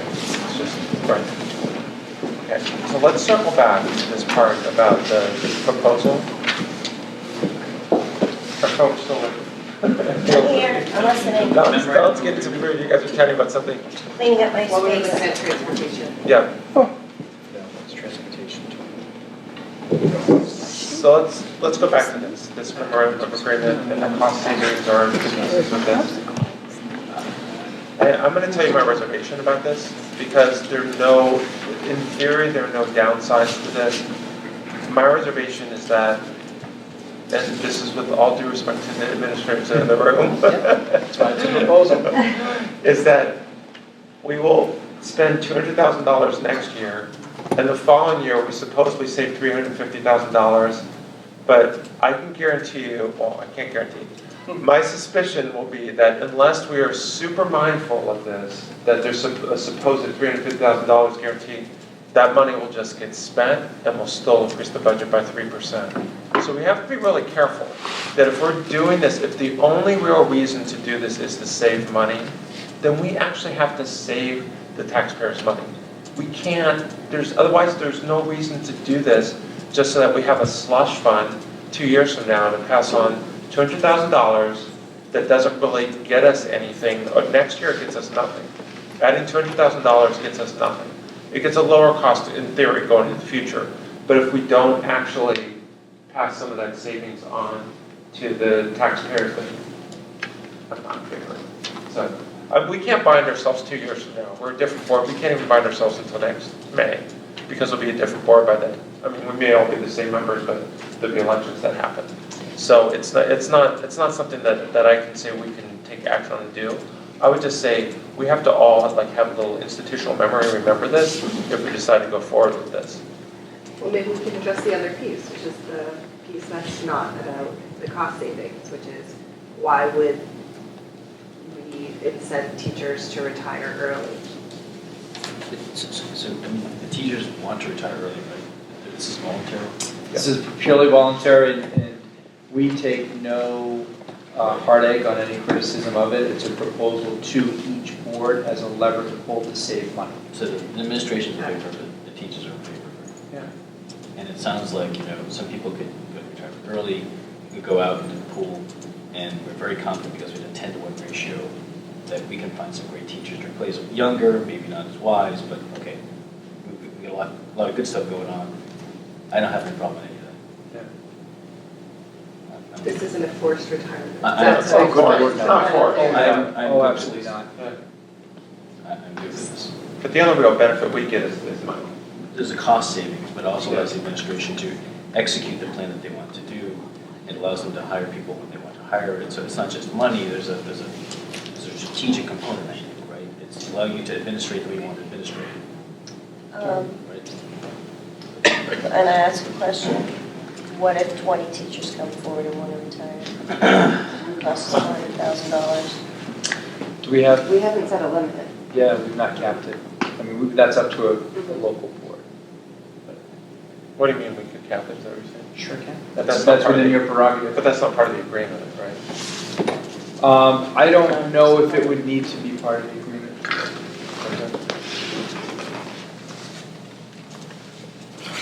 I'm in favor of letting them do what they want to do. If they can afford it.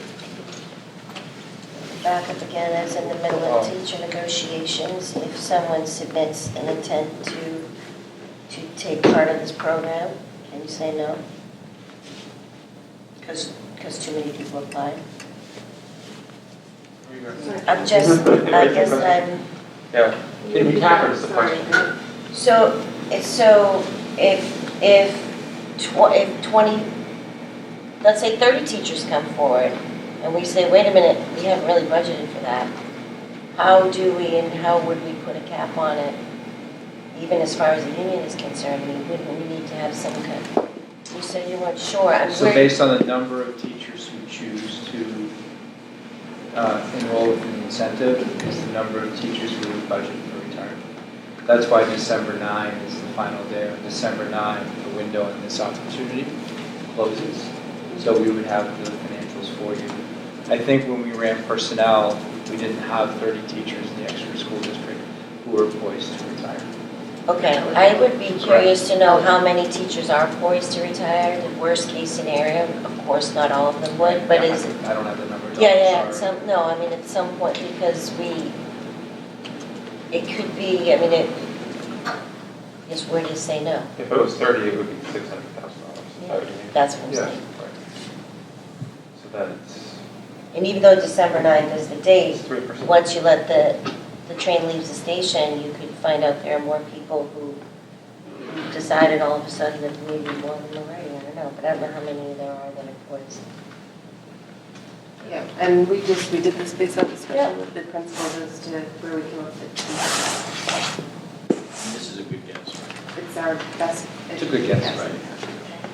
Well, yeah. It's just that, I agree with Neil in terms of the general idea of supporting it. I think my concern is just about if it's going to limit some of these other initiatives, then all of a sudden we end up with the point that Don's raising, if it's 20, that's an extra $200,000. All of a sudden we're looking at, instead of 3.5% increase, we're looking at 4.5%. If it's 30, we're looking at 5.5%. I mean, I don't think voters are going to be super excited about that, just to say. In a year, we might save some, or we will save additional money, and you'll see it later. I don't know. It's tough. I mean, I think it does help our teachers. I like that idea. I don't have any issue. Yeah, I don't have any issue with that. No, because it sounds like, I mean, yes, we'll lose some experience, but those people are choosing to do that, and if there's a benefit for them, and we can hire the good people, that's great.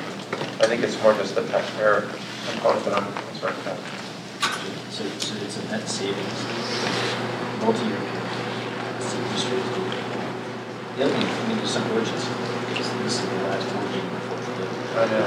So we don't have, if we plant now, it's dead. I'm not suggesting that we plant this or there's no way we can know that. And we can't count it, or we can't count it more. If you wanted to, I would go back to the union. Yeah, I'm just concerned what their response I'd want to quantify that. The administration has a really good shot. I can't hear you, I'm sorry. The administration, you guys did a poll, it's 11 or 10.5. They didn't do a poll, they just were projecting, right?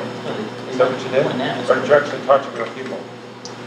It was a best guess based on conversations that I've had over time. It's their projection, yeah. A well-informed, thoughtful number. That's right. So if you get 30, that's saying that we're off by a factor of 200%. Well, I've already, Sounds like NASA. prior to this meal, we'd already at my school had, I had, without this being in place, 4 teachers who had already submitted letters of intent to retire prior to any of this. They'll get this benefit. They would get the benefit, but they already were planning to retire. So they're included in this. They're included in that amount. So they looked at the faculty. The fact they've had discussions. This is a good number. Maybe it's not perfect. Yeah, that's a fair point.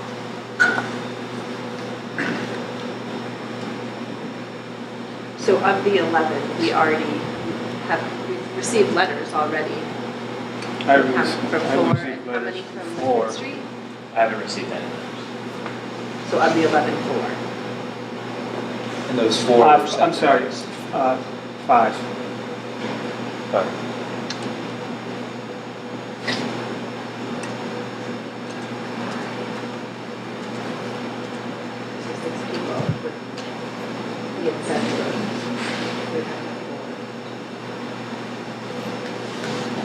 That would be 30 people show up. That's probably not No, likely. but to be honest, if it's 15, all of a sudden it's 300,000. It's an extra 100,000. But it's a net savings on a multi-year period. This is the last, I would just It's going to increase the budget. A little bit. It also gives people a short window of time, so people who weren't planning to do it will need to act. Yeah, So I think that will also reduce the number of people who might choose to retire, right? That reduces the risk in my mind, because they have small window. But if some teachers want to, leave now, okay, and then, maybe there's I just think we want to do it. So let's make a motion and we can have some final formal discussion about that. Yeah. Motion to approve as presented. Okay, so we have a motion, do we have a second? Okay, so we have a second. So let's have some more formal discussion if people want to discuss more and then we can take it about what we want to do. People want to make any other points about things? I am concerned that there's a cap or something. I always speak to the union just in case. Because where is going to be the deciding factor for saying yes or no if 10 more applications come in by the night? I don't know it's entirely likely, but it's possible. It is, but Steve and Drew and the team did it, and they did a good job. But we have teacher contracts and we have to be mindful of that. Yeah, here's my take on this is that, I said one way to do this is if we had a cap. Or the other thing, I think I would just say that I feel reluctant to want to pass on all of those costs to next year's taxpayers. That it may require that if there's 20 people that sign up, then we need to look at some of the other initiatives and juggle those around in terms of not going forward with some of them. I don't have one that I had in mind to target, so to speak, but I just think that's the trade-offs with that. I think that potentially there are trade-offs. We don't know yet. We'll know a little bit more. The good news is that we know before the next meeting. Our experience is the administration has done a really good job traditionally looking at that budget and creating